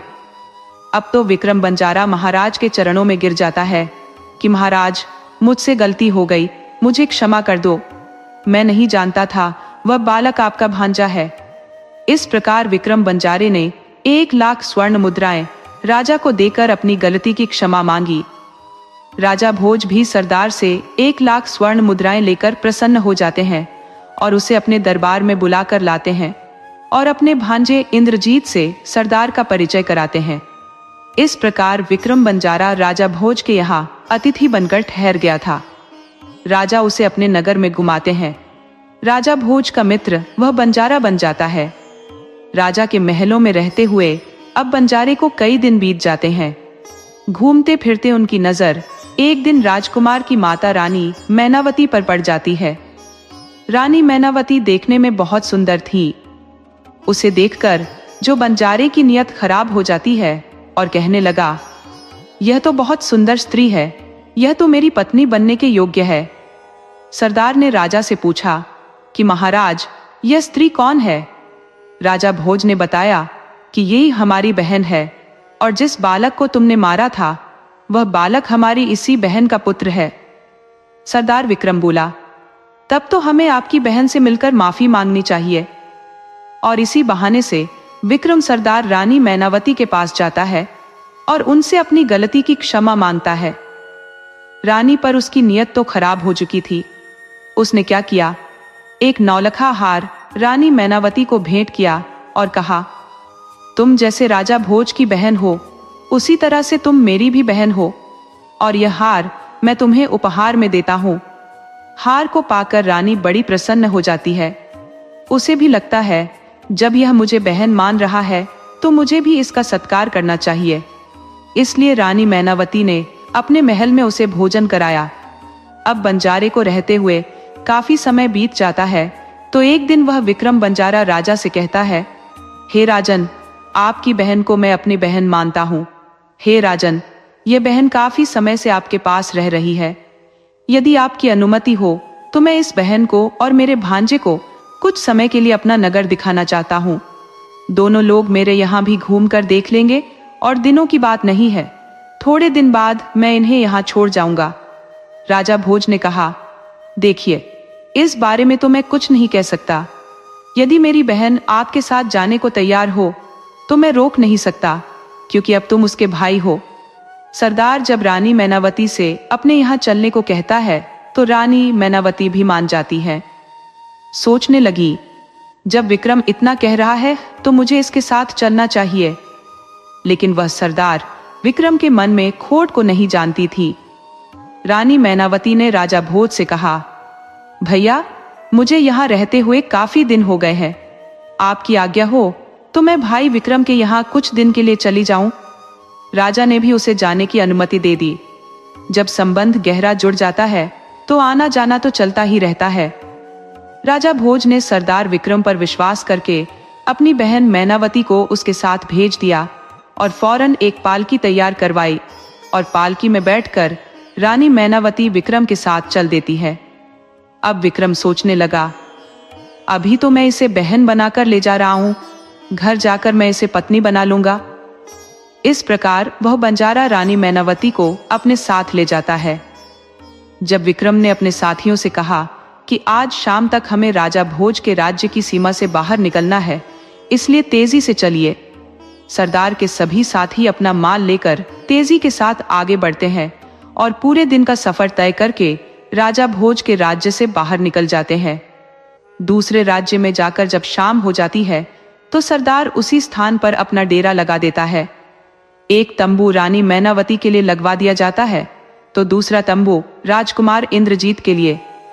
अब धीरे धीरे जब मध्य रात्रि का समय हुआ तो रानी मैनावती की सुंदर तस्वीर विक्रम बंजारे के दिमाग में चलती रहती है। अब विक्रम बंजारा आधी रात के समय उठकर रानी मैनावती के डेरे के अंदर चला जाता है। रानी के सुंदर यौवन को देखकर अब बंजारे की नीयत खराब हो जाती है। विक्रम सरदार ने जब रानी के तंबू में प्रवेश किया तो पैरों की आहट से महारानी मैनावती जाग जाती है और उसकी दृष्टि जब सरदार विक्रम पर गई तो उसने देखा कि काम दृष्टि से सरदार उसकी तरफ देख रहा है। रानी मैनावती एकदम घबरा जाती है और पूछने लगी, भैया, तुम यहाँ कैसे? रानी की आवाज सुनकर विक्रम बंजारा अपनी शैतानी मुस्कान के साथ हंसने लगा और कहने लगा, रानी, तुम मुझे भाई कहना बंद करो, क्योंकि आज से तुम मेरी प्रिय पत्नी बनोगी। ये बात सुनकर रानी मैनावती घबरा जाती है कि आज उसे सरदार की नीयत का पता चल चुका था। सरदार कहने लगा, रानी, जब से मैंने तुझे देखा है तब से तेरे रूप का मैं दीवाना हो गया हूँ, इसीलिए मैं से तुझे बुलाकर लाया हूँ। अब आज से तुम मेरे महलों की रानी बनकर मेरे महलों की शोभा बढ़ाओगी। सरदार की यह बात सुनते ही रानी क्रोध से भर जाती है, उसकी आंखें लाल हो जाती हैं। रानी ने फौरन अपना खंजर निकाला और कहने लगी, अगर तूने मुझे बदनीयत से छूने की कोशिश भी की तो मैं तुझे जान से मार दूंगी और स्वयं भी मर जाऊंगी। मेरे भाई ने तुझ पर विश्वास करके बहुत बड़ी गलती की है। किसी ने सच कहा है, नियम की जड़ में चाहे जितना दूध डाल दो पर उसमें मिठास नहीं आ सकती। रानी मैनावती का क्रोध भरा चेहरा देखकर सरदार बंजारा डर जाता है और कहने लगा, कोई बात नहीं, आज तू मेरे प्रस्ताव को नहीं मानेगी तो मैं तुझे जेल में डाल दूंगा। जीवन भर तू मेरे यहाँ कैद रहकर चक्की पीसेगी। रानी बोली, मुझे तेरी हर सजा मंजूर है, पर तेरी पत्नी बनना मंजूर नहीं। इस प्रकार दोनों में कुछ देर तक बातचीत होती रहती है। सरदार रानी को बहुत मनाने की कोशिश करता है, परंतु रानी मैनावती नहीं मानती। इधर जब सवेरा होता है तो सरदार क्रोधित अवस्था में अपने तंबू की तरफ आ रहा होता है और वहां आकर के सरदार ने अपने प्रधान नौकर को आदेश दिया कि यहाँ से समस्त लश्कर के साथ आगे बढ़ जाए। एक दिन पूरा सफर करने के बाद सरदार अपने गांव में पहुंच जाता है। सरदार का महल भी राजाओं से कम नहीं था। सरदार ने रानी को जहां रखा जहां पर कैदी रहते थे, उन्हीं कैदियों के साथ रानी मैनावती को बंजारे सरदार ने जेल में डाल दिया और उससे बहुत काम करवाने लगा। इधर उसके पुत्र इंद्रजीत से भी वह बंजारा बहुत काम करवाता था, उसे अपनी गाय चरवाता था। इंद्रजीत अब 13 वर्ष का हो गया था। उसे सरदार पर बहुत क्रोध आता था, लेकिन सोचने लगा मैं इसे मार डालूं। इधर सरदार भी मन में विचार कर रहा था, क्यों ना मैं इस रानी के बेटे इंद्रजीत को ही रास्ते से हटा दूं। ये बड़ा होकर मेरे लिए बहुत बड़ा संकट बन सकता है। ऐसा सोचकर सरदार ने इंद्रजीत को अपने पास बुलाया और कहा, पुत्र, आज हमारे साथ तुम्हें भोजन करना होगा। आज मैं तुम्हें अपने हाथों से स्वादिष्ट भोजन करवाऊंगा। इंद्रजीत ने मन ही मन सोचा कि आज सरदार मुझ पर बहुत प्रसन्न है, लेकिन वह उसके मन की चालाकी को नहीं जानता था। सरदार ने भोजन में जहर मिला दिया था और इंद्रजीत को खिला दिया। जहर मिला भोजन करने के बाद इंद्रजीत बेहोश हो जाता है। सरदार ने उसके हाथ, पैर और मुंह पर कपड़ा लपेटा और एक घोड़े पर रखकर उसे जंगल में ले जाता है। जंगल में एक जो कुआं था, कुएं में पानी भरा हुआ था।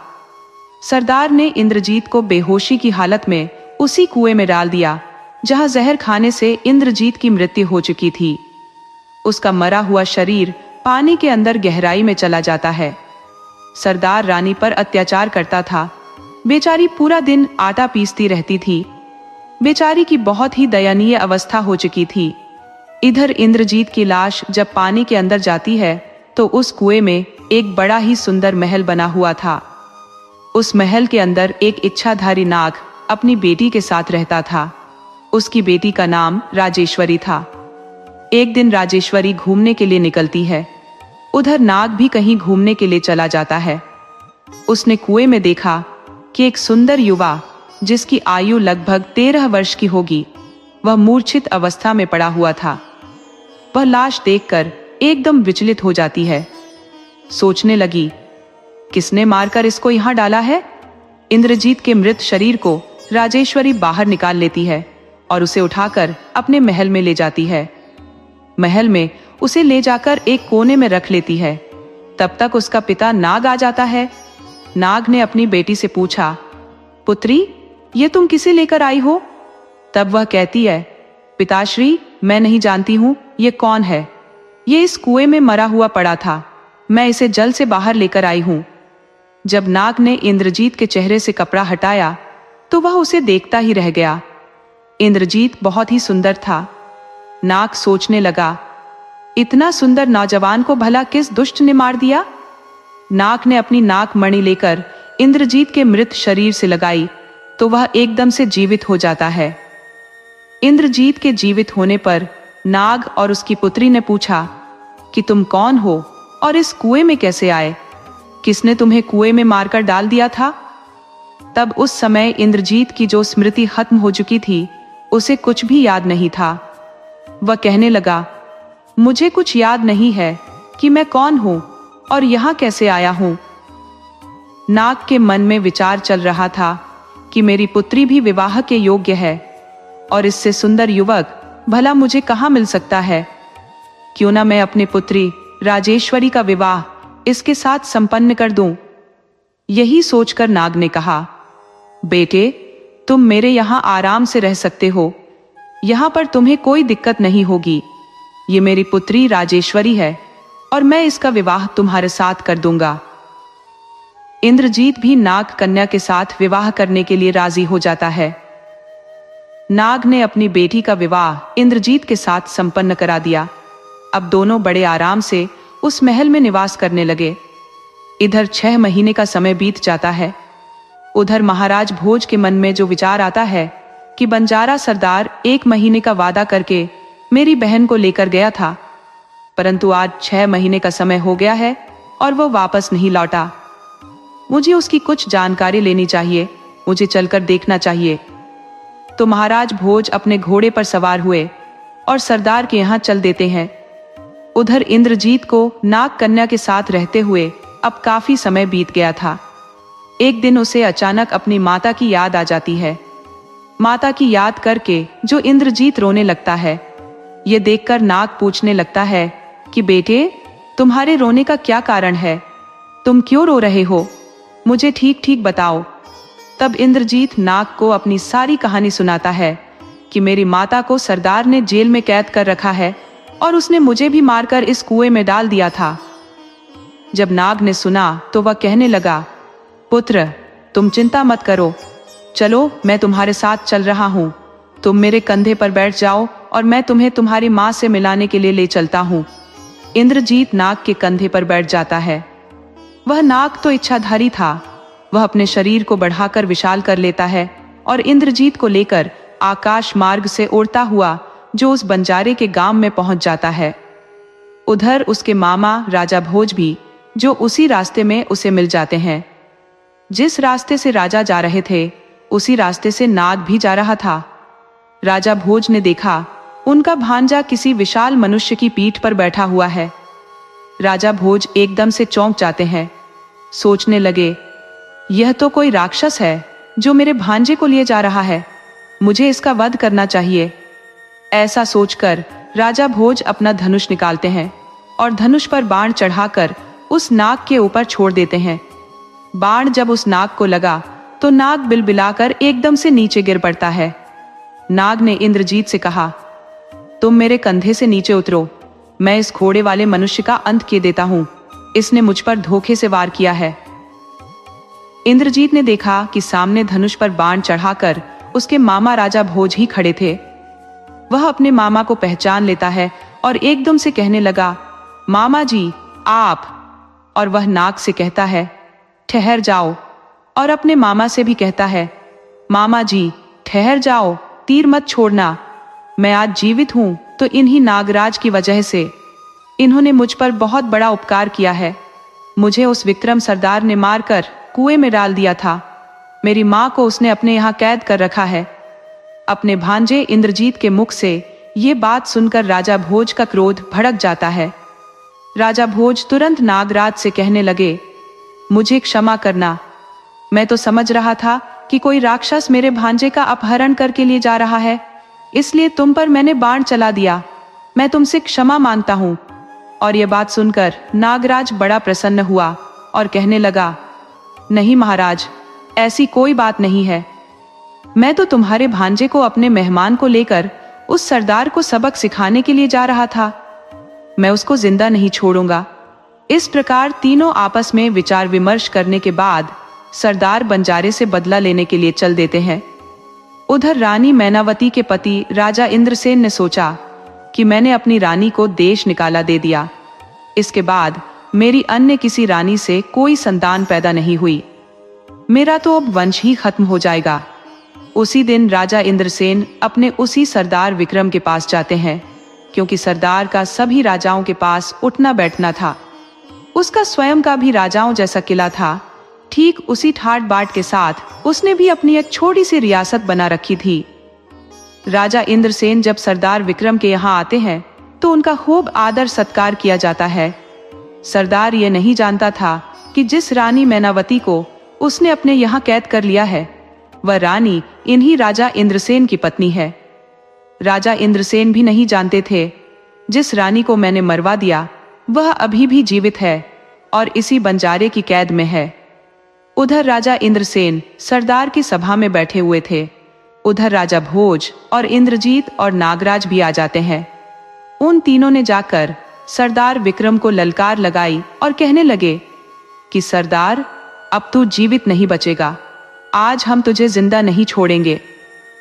सरदार ने जब इंद्रजीत को जीवित देखा और उसके साथ में राजा भोज को देखा तो उसके पैरों के नीचे से जमीन ही खिसक गई।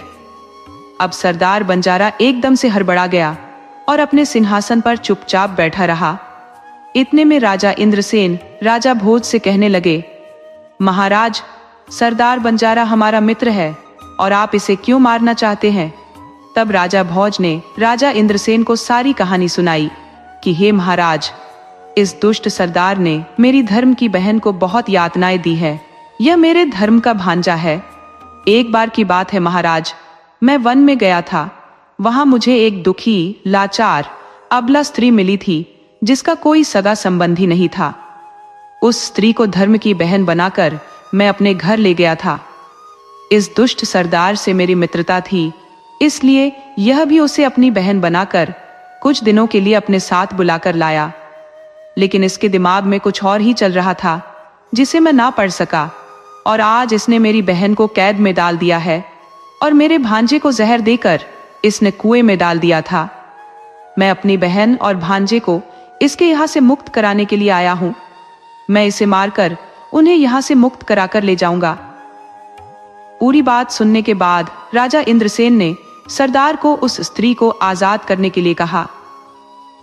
सरदार के 4 आदमी रानी मैनावती को बुलाने जाते हैं। उन्होंने कहा, बहन, अब तुम विक्रम सरदार के यहाँ से मुक्त हो गई हो। बाहर तुम्हारा कोई इंतजार कर रहा है। रानी मैनावती सोचने लगी, इस दुष्ट सरदार ने मेरे पुत्र को भी मार दिया है।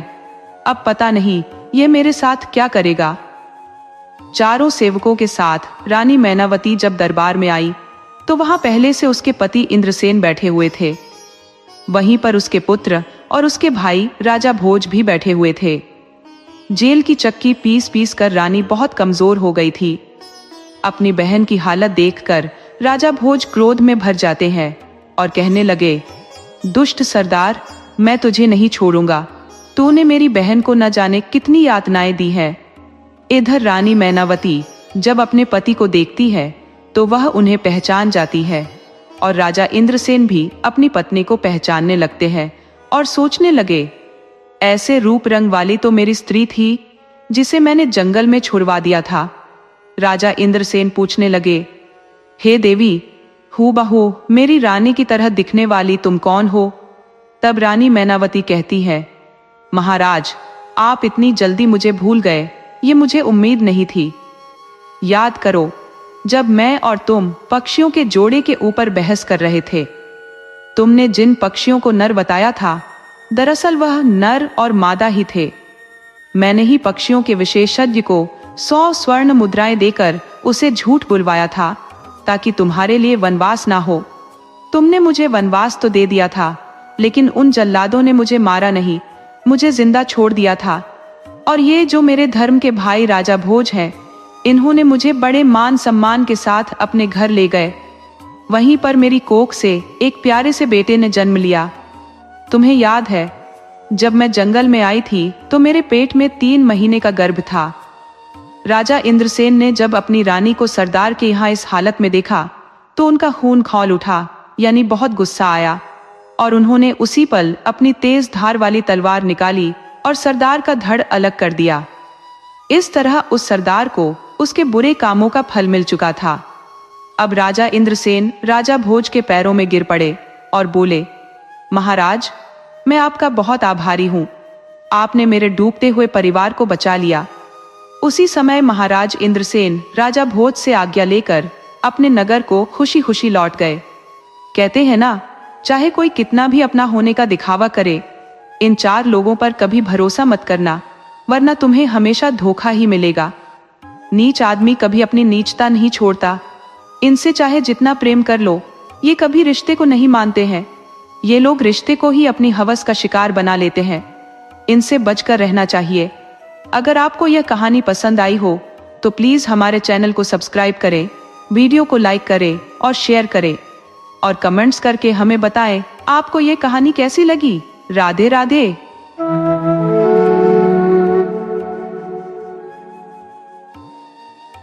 एक नगर में एक राजा का विस्तृत और संपन्न राज्य था। उस राजा का एक पुत्र था जो राजकुमार के रूप में जाना जाता था। राजकुमार के 2 घनिष्ठ मित्र थे जो उसी गांव में निवास करते थे। एक मित्र बाहर रहता था, जबकि दूसरा मित्र एक नीच जाति का खाती था। तीनों मित्रों के बीच गहरी मित्रता थी और वे एक दूसरे के बिना खाना तक नहीं खाते थे।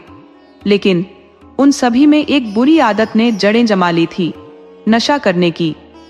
जब भी तीनों मिलते वे नशा करना अनिवार्य मानते थे। राजा को अपने पुत्र का नीच जाति के लोगों के साथ मेलजोल रखना और नशे की लत कतई पसंद नहीं थी। वह इस बात से बिल्कुल असंतुष्ट था और राजकुमार को बार बार इस पर सलाह देता था, लेकिन राजकुमार उसकी बात को अनसुना कर देता, एक कान से सुनता और दूसरे से निकाल देता। रोज रोज की डांट और तानों से तंग आकर राजकुमार धीरे धीरे इस स्थिति से ऊबने और परेशान होने लगा। दूसरी ओर दोनों मित्रों के परिवारजन भी उनके नशे और काम धंधा छोड़ने की आदत से व्यथित थे। एक दिन राजा और दोनों मित्रों के परिवारों ने एक कठोर निर्णय लिया। उन्होंने अपने पुत्रों पर घर से बाहर जाने और एक दूसरे से मिलने पर प्रतिबंध लगा दिया। अब तीनों दोस्तों का मिलना बंद हो गया था। जो एक दूसरे को बिना देखे खाना तक नहीं खाते थे, वे अब घर की चारदीवारी में बंद हो गए थे। कुछ दिन बाद किसी प्रकार एक दिन तीनों ने एक दूसरे से मिलकर घर से भागने का संकल्प लिया। अगले ही दिन वे अपने अपने सामान के साथ घर छोड़कर निकल पड़े। तीनों दोस्त घर से तो भाग गए थे, लेकिन अब प्रश्न यह था कि वे कहाँ रहेंगे। चलते चलते वे तीनों एक नाव में सवार होकर अपने गांव से बहुत दूर निकल आए और वहां एक अद्भुत महल देखा। उस महल की सुंदरता और शिल्पकारी ने उन्हें आकर्षित किया और वे वहां एक दिन ठहरने का निर्णय लिया। महल में प्रवेश करते ही उन्हें ऐसा लगा मानो किसी महान शिल्पकार ने इसे अपनी कला से सजाया हो। महल भीतर से अत्यंत भव्य और स्वच्छ था, लेकिन अजीब बात यह थी कि वहां कोई रहने वाला नहीं था।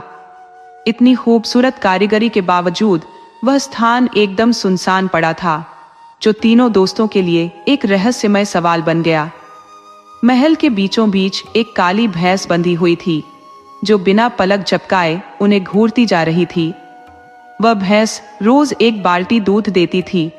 महल में खाने पीने का पूरा इंतजाम था। हर दिन वे तीनों मित्र भरपेट भोजन करते और एक बाल्टी दूध मिलकर पी लेते। उनके दिन काफी सुकून से गुजर रहे थे, मगर महल में किसी भी आदमी का नामो निशान न होना अब भी एक गहरी पहेली बना हुआ था। इतने विशाल महल में सब आराम की सुविधाएं थी, फिर भी वहां कोई बाशिंदा नहीं था। एक रात जब तीनों मित्र सो रहे थे, तो राजकुमार को यह ख्याल सताने लगा कि आखिर इतना शानदार महल वीरान क्यों पड़ा है। इस सोच ने उसकी नींद उड़ा दी। अचानक उसकी नजर खिड़की पर गई, जहां उसने एक अत्यंत खूबसूरत स्त्री को देखा, जो उसे इशारा कर अपनी ओर बुला रही थी। इस सन्नाटे में ऐसी अद्भुत सुंदरता देख वह अचंभित रह गया और अपने दोस्तों को बिना कुछ बताए ही उसके पीछे पीछे चल दिया। राजकुमार केवल उसकी सुंदरता से प्रभावित होकर ही नहीं गया, बल्कि उसके मन में इस रहस्यमय महल की असलियत जानने की प्रबल इच्छा भी थी। रास्ते में उसने देखा कि वह भैंस, जो पूरे दिन खूंटे से बंधी रहती थी, वहां से गायब थी, मानो किसी ने उसे आजादी दे दी हो। जब वह स्त्री राजकुमार को अपने वश में ले गई, तो उसने अपना असली भयावह रूप दिखा दिया। उसके दांत इतने बड़े हो गए कि वे उसके मुंह से बाहर झांकने लगे। उसके बाल जमीन को छूने लगे। जो स्त्री पहले सौंदर्य की मूरत बनी हुई थी, अब उसका चेहरा एक भयानक रूप में तब्दील हो चुका था। सुबह जब हुई तो उसके मित्र उठे और पाया कि राजकुमार गायब था, जो दरअसल रात को उस भयंकर दंतियों वाली डायन का शिकार हो चुका था। राजकुमार के न होने पर उसके दोनों साथी ये सोचने लगे कि वह शायद उन्हें छोड़कर चला गया है। उन्होंने अपने मन में यह धारणा बना ली कि वह तो राजा का बेटा है और आखिर कितने दिन हमारे जैसे गरीबों का साथ देगा। उन्हें लगा राजकुमार हमें यहाँ छोड़कर चला गया, दोस्ती तोड़ दी। अगले ही दिन रात को फिर भैंस ने दूध देना शुरू किया और इस बार उसने 2 बाल्टी दूध दिया, जो पहले की मात्रा से कहीं अधिक था। अचानक दूध की मात्रा बढ़ने पर कुम्हार के बेटे को अजीब लगा। उसे यह सोच परेशान करने लगी कि भला कैसे एक रात में ही भैंस इतना अधिक दूध दे सकती है। उसे भी नींद नहीं आ रही थी और वह इसी उलझन में सोचता रहा। जैसे ही वह जागा हुआ था, उसने देखा कि एक सुंदर स्त्री उसे भी संकेत कर रही थी और वह भी उसके पीछे पीछे चल दिया। जो घटना राजकुमार के साथ हुई थी, वही कुम्हार के बेटे के साथ भी दोहराई गई। सुबह होते होते अब खाती अकेला रह गया। अब जब कुम्हार का बेटा भी लापता हो गया तो खाती को संदेह हुआ कि महल में कोई ना कोई गड़बड़ अवश्य है। उसने सोचा, मेरे दोस्त ऐसे नहीं है कि मुझे अकेला छोड़कर चले जाएं। जरूर कोई रहस्य छुपा है। उस रात उसने निर्णय लिया कि वह भैंस पर निगरानी रखेगा। रात को भैंस ने इस बार 3 बाल्टी दूध दिया, जो उसे और भी संदिग्ध लगा। उसने ठान लिया कि वह रात भर जागेगा और भैंस की गतिविधियों पर नजर रखेगा। जैसे ही आधी रात हुई, उसने देखा कि वह भैंस अचानक एक सुंदर स्त्री में बदल गई और खाती के कमरे की ओर बढ़ने लगी। यह दृश्य देखकर खाती बुरी तरह भयभीत हो गया। उसके पास अब वहां से भागने के अलावा कोई उपाय न था।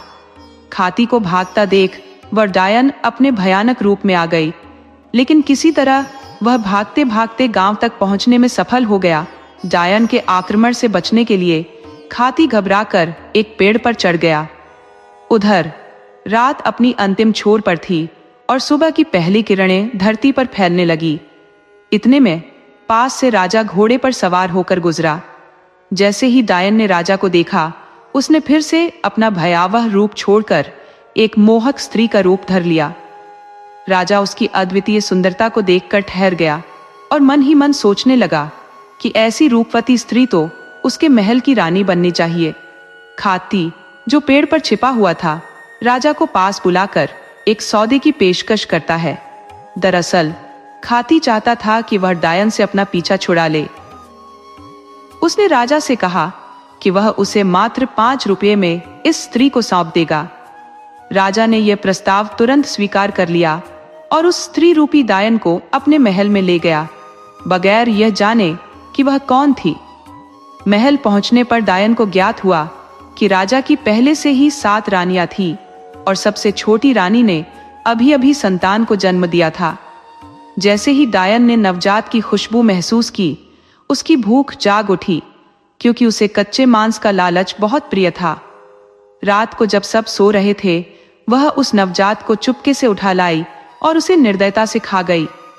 अगले दिन महल में नवजात की खोज की गई, परंतु वह कहीं नहीं मिला। यह घटना महल में एक रहस्य बन गई। राजा की सबसे बड़ी रानी, जो बजरंग बली की अनन्य भक्त थी, को तुरंत महल में किसी अजीब व गरीब शक्ति के मौजूद होने का आभास हुआ। उसने राजा को बताया कि यह स्त्री वस्तुतः एक डायन है, जो रानी के वेश में महल में आई है। लेकिन राजा उसकी सुंदरता को खोने के डर से बड़ी रानी की बात पर विश्वास नहीं करता और उसे गलत ठहराता है। कुछ दिनों बाद एक और रानी ने संतान को जन्म दिया। भक्तिमय बड़ी रानी ने, जो राजा के प्रति निष्ठावान और आध्यात्मिक थी, उन्हें शंका जताई कि महल में यह दैवीय शक्ति नहीं, बल्कि एक अनिष्टकारी शक्ति का वास है। रात के अंधेरे में बड़ी रानी ने राजा से आग्रह किया कि इस रात वे जागते रहे, ताकि स्वयं अपनी आंखों से उस भयावह सत्य का सामना कर सके और उस स्त्री के भयावह रूप को देख सके, जिसे वे अब तक एक साधारण रानी मानते आए थे। राजा सहर्ष तैयार हो गया और रानी अपने कक्ष में चली गई। जैसे ही आधी रात का सन्नाटा छाया, डायन अपने असली विकराल रूप में प्रकट हुई और उसे नवजात शिशु की गंध अपनी ओर खींचने लगी। धीमे धीमे उसके कदम रानी के कक्ष की ओर बढ़ने लगे। राजा और बड़ी रानी, जो हनुमान जी की अनन्य भक्त थी और जिनमें गहरी आध्यात्मिकता थी, डायन का पीछा करने लगे। जैसे ही वह डायन नवजात को उठाने के लिए झुकी, उसी पल उसका भीषण स्वरूप सभी के सामने आ गया। उसकी विकरालता और उसके दांतों की चुभन देखकर राजा और बड़ी रानी का कलेजा कांप उठा। जब डायन ने उस मासूम को खाने का प्रयास किया, तो बड़ी रानी और राजा ने उसे तुरंत पकड़ लिया। रानी ने पहले ही अपने गुरु को महल में आमंत्रित कर लिया था, ताकि आवश्यकता पड़ने पर वे अपने तंत्र मंत्र के सहारे इस दुष्ट आत्मा को काबू में कर सके। गुरुजी ने श्मशान के चौराहे पर अपने मंत्रों की शक्ति से डायन को जकड़ लिया और उसे स्थायी रूप से समाप्त करने के लिए उसे श्मशान में गहरे दबा दिया। इस प्रकार वह डायन, जिसने राजा के पुत्र और कुमार के बेटे को निगल लिया था और जिसने अपने छलावे में राज्य का आधा हिस्सा खा लिया था, अंततः अपने विनाश को प्राप्त हुई। खाती का लड़का अपनी बुद्धिमत्ता और साहस के बल पर इस आपदा से बच निकला था।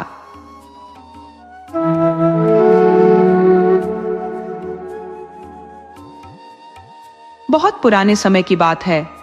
एक छोटे से गांव में एक किसान रहता था, जिसका स्वभाव काफी कठोर और हठीला था। नाम था उसका रामू।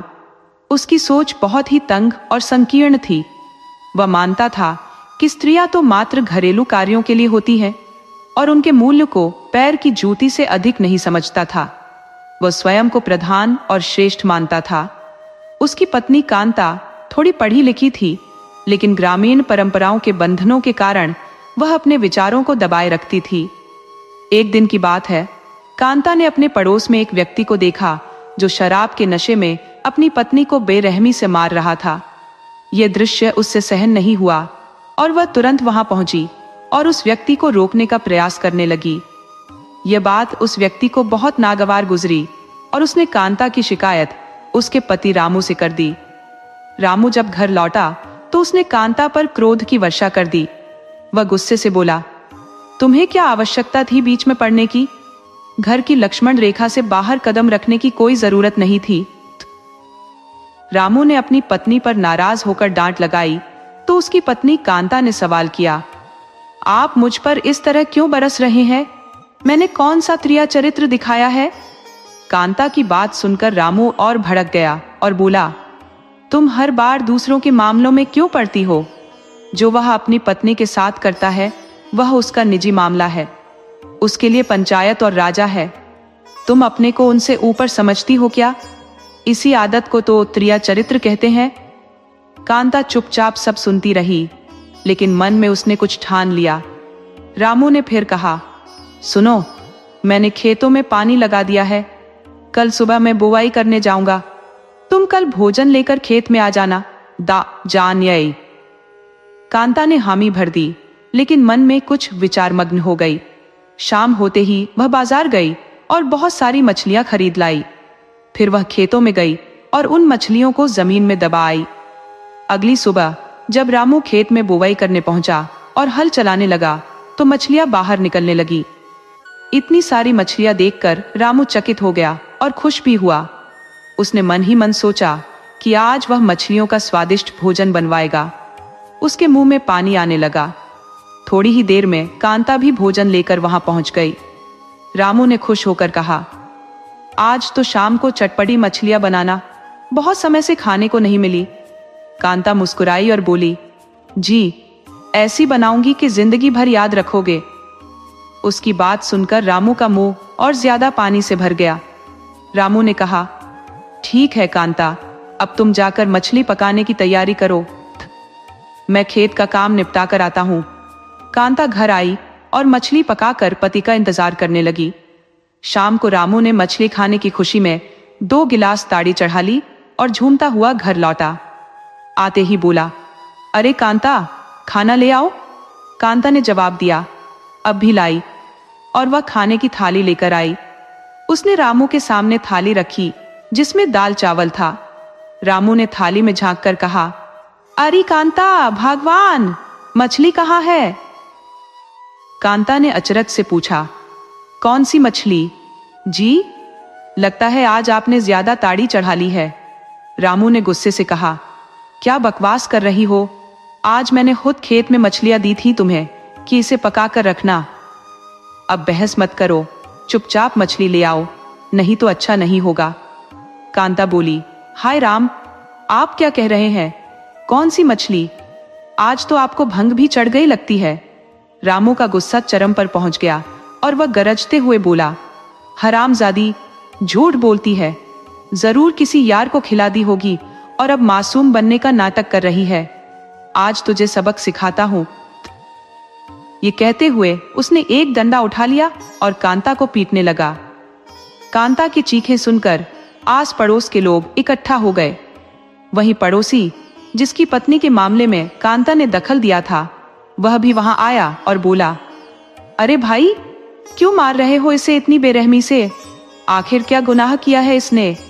रामू बोला, क्या बताऊं भाई, इसको मैंने मछलियां पकाने को दी थी और अब ये कहती है कि मछलियां नहीं है। रामू की पत्नी कांता ने साफ साफ कहा कि उसे कोई मछलियां नहीं दी गई थी पकाने के लिए। ये सुनकर वह व्यक्ति बोला, फिर तो भैया सही कर रहे हो, जोर से पूछो ताकि सबको सच पता चले। इस तरह के झगड़े से गांव की औरतों पर बुरा असर पड़ेगा। जब विवाद बढ़ता गया तो गांव के मुखिया वहां आ गए और लोग आपस में फुसफुसाने लगे कि अगर एक औरत ऐसे करती है तो बाकी भी बिगड़ सकती है।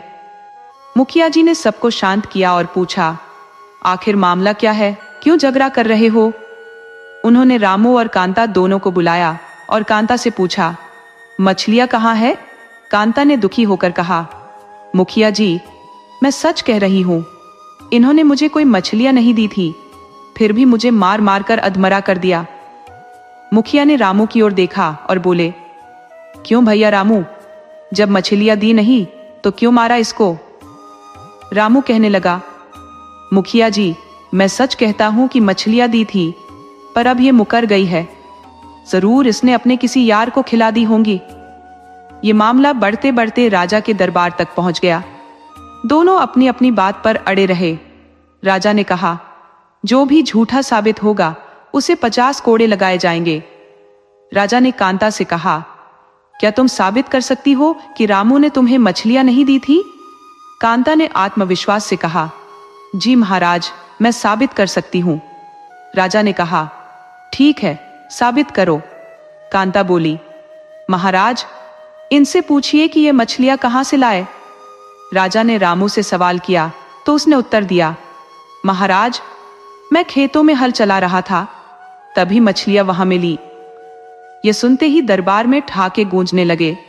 राजा ने गुस्से में कहा, मूर्ख, कभी खेतों में भी मछलियां निकलती हैं? हमें बेवकूफ समझ रखा है क्या? रामू हड़बड़ाकर चुप हो गया। राजा ने फटकारते हुए कहा, तूने मूर्खता भी की और झूठ भी बोला। राजा ने सिपाही को बुलाकर आदेश दिया, इस किसान रामू को 50 कोड़े लगाए जाएं, ताकि इसे अपने की का दंड मिले, और जो जुल्म इसने अपनी पत्नी कांता पर किया है उसके लिए भी इसे दंड भुगतना होगा। इसके साथ ही कांता तुम्हें भी इसे 50 कोड़े मारने होंगे। राजा के इस कड़े फरमान को सुनकर रामू के चेहरे का खून सूख गया। उसकी आंखों में डर और पश्चाताप की झलक थी। उसने कांपते हुए कहा, महाराज मुझसे भूल हो गई, शायद मुझे ही कोई भ्रांति हो गई होगी। लेकिन राजा ने गंभीरता से कहा, मौन रहो, यह क्षमा का स्थान नहीं है, आदेश का पालन होना चाहिए। कोतवाल ने कोड़े बरसाना शुरू किया और हर कोड़े के साथ रामू की पीड़ा और बढ़ती चली गई। उसकी स्थिति निसंदेह बद से बदतर होती चली गई। जब 50 कोड़े पूरे हो गए तो कोतवाल ने कांता की ओर देखा और कहा, लो बहन अब तुम्हारी बारी है। कांता के हाथ में कोड़ा देते हुए उसने आदेश को दोहराया। कांता की आंखें आंसुओं से भर गई। उसने राजा से निवेदन किया, महाराज मुझसे यह नहीं हो सकेगा, कृपया मुझे माफ कीजिए। राजा ने अडिग स्वर में कहा, यह हमारा आदेश है, पालन करना ही होगा। कांता ने अपनी पूरी ताकत जुटाकर कोड़े बरसाने शुरू कर दिए। हर कोड़े के साथ उसकी आंखों में आंसू उमड़ आते।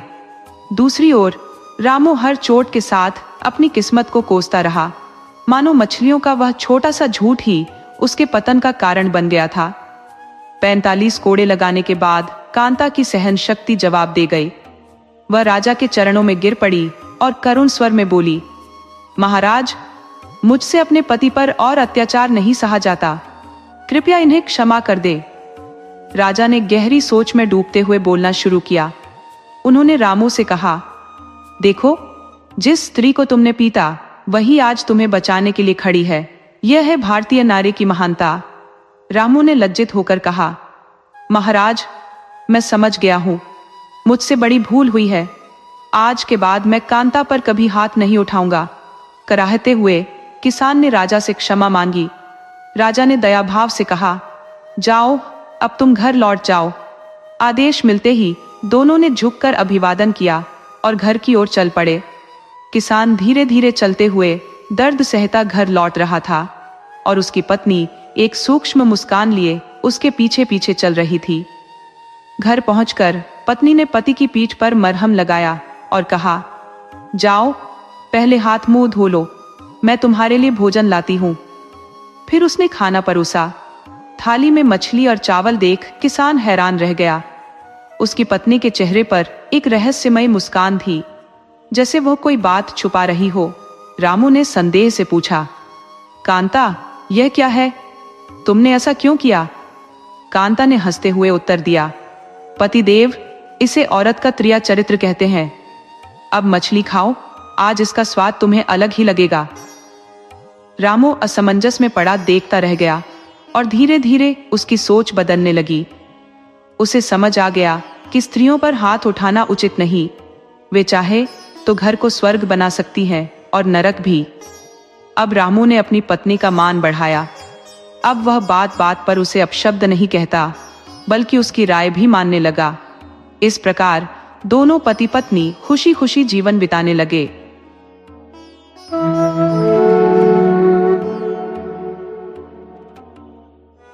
मथुरा के पास एक छोटा सा गांव था, जिसमें एक बुढ़िया माई का वास था। उस बुढ़िया का नाम कमला था। वह अकेली ही अपने दिन गुजारती थी, क्योंकि उसका इस संसार में कोई सगा संबंधी नहीं था। उसके जीवन का सहारा बस उसकी एक गाय थी, जिसका दूध बेचकर वह किसी तरह अपना गुजारा करती थी। कमला वेंकन्ना जी की परम भक्तिन थी, पूजा पाठ के विधि विधान से अनभिज, लेकिन उसकी भक्ति की सरलता अद्वितीय थी। वह केवल प्रेम के तरंगों में झूमती हुई अपने इष्ट का स्मरण करती थी, जैसे प्रभु को पुकारती हो। प्रभु भाव के भूखे होते हैं, और कमला में वो भाव कूट कूट कर भरा था। वह दिन रात वेंकन्ना जी का ध्यान करती और अपने कार्यों में व्यस्त रहती। प्रसन्न चित्त और संतुष्ट मन से वह अपनी कुटिया में भजन कीर्तन करती, जैसे प्रभु के साथ एकांत में बातें कर रही हो। भगवान वेंकन्ना उसके इस भाव से इतने प्रसन्न थे कि उसे स्वप्न में दर्शन देते और उससे कुछ न कुछ खाने की विनती करते। जिस दिन भगवान जो भी खाद्य सामग्री स्वप्न में मांगते, कमला उसे प्रेम पूर्वक बनाकर उनको अर्पण कर देती। कमला का हर दिन एक जैसा बीतता। प्रातः वह सबसे पहले अपनी गाय का दूध निकालती और उसमें से एक हिस्सा वेंकन्ना जी के लिए पृथक कर देती। उसके बाद मंदिर जाकर वह भगवान का दूध से अभिषेक करती, फिर उन्हें वही दूध अर्पित करती और प्रणाम कर लौटती। जो दूध बचता उसे गांव में बेचकर वह थोड़ी बहुत आमदनी कर लेती, ताकि घर के खर्चों का प्रबंध हो सके। बाकी समय वह अपने प्रभु की आराधना में लीन रहती, उनकी महिमा गाती और अपने दिल की गहराइयों से उनको स्मरण करती। लेकिन पूर्णिमा के दिनों में चढ़ावे के बाद जो दूध बचता, उससे इतने पैसे नहीं बनते थे कि वह आराम से 2 वक्त का भोजन जुटा सके। कभी कभी मंदिर जाते समय बुढ़िया माई तालाब से थोड़ा सा जल दूध में मिला लिया करती थी, जिससे उसकी मामूली आमदनी में थोड़ी वृद्धि हो जाती थी और जीवन यापन कुछ सहजता से हो जाता। बुढ़िया माई का स्वभाव अत्यंत कोमल था। उसे बस कान्हा जी का सहारा था, जिनसे वह अनगिनत बातें किया करती। कान्हा जी भी ऐसे भक्ति रस में डूबे हुए भक्तों की संगति में आनंदित रहते हैं और अपनी अनोखी लीलाओं से उनका जीवन रंगमय बना देते हैं। एक दिन जब वह अपनी रोजमर्रा की तरह तालाब से जल मिला रही थी, अनजाने में एक छोटी सी मछली दूध के साथ मिलकर कान्हा जी के अर्पण हेतु ले जाने वाले दूध में समा गई। मंदिर में दूध अर्पित करते समय पुजारी जी की दृष्टि उस मछली पर पड़ी। वे अत्यंत क्रोधित हो उठे और बुढ़िया माई को फटकार लगाई। कहने लगे, तुम्हें शर्म नहीं आती? भगवान पर मछली वाला दूध अर्पित करोगी? हमारा धर्म भ्रष्ट करने का साहस कैसे किया तुमने? बुढ़िया माई को उन्होंने न सिर्फ डांटा, बल्कि उसका मंदिर में प्रवेश भी बंद कर दिया। इस घटना से कमला का दिल जैसे टूट गया। वह किसी और को भी दूध न दे पाई और आहत मन से अपनी कुटिया लौट आई। कुटिया में पहुंचते ही वह व्यथित हो उठी। अश्रुओं से भीगी आंखों से अपने ठाकुर जी से बात करने लगी। हे कान्हा, मुझसे बड़ी भूल हो गई, कृपा कर मुझे क्षमा कर दो। जल तो मैं प्रतिदिन मिलाती हूँ, ये सब तुमसे छिपा नहीं है। अगर मैं जल न मिलाऊं तो मेरा गुजारा कैसे होगा? वह मासूम मछली भी शायद तुम्हारी ही इच्छा से मेरे साथ मंदिर तक पहुंच गई थी। फिर पुजारी मुझे कैसे दोष दे सकता है? बुढ़िया माई की आवाज करुणा से भारी हो गई। ठाकुर, अब मंदिर में मुझे जाने से रोक दिया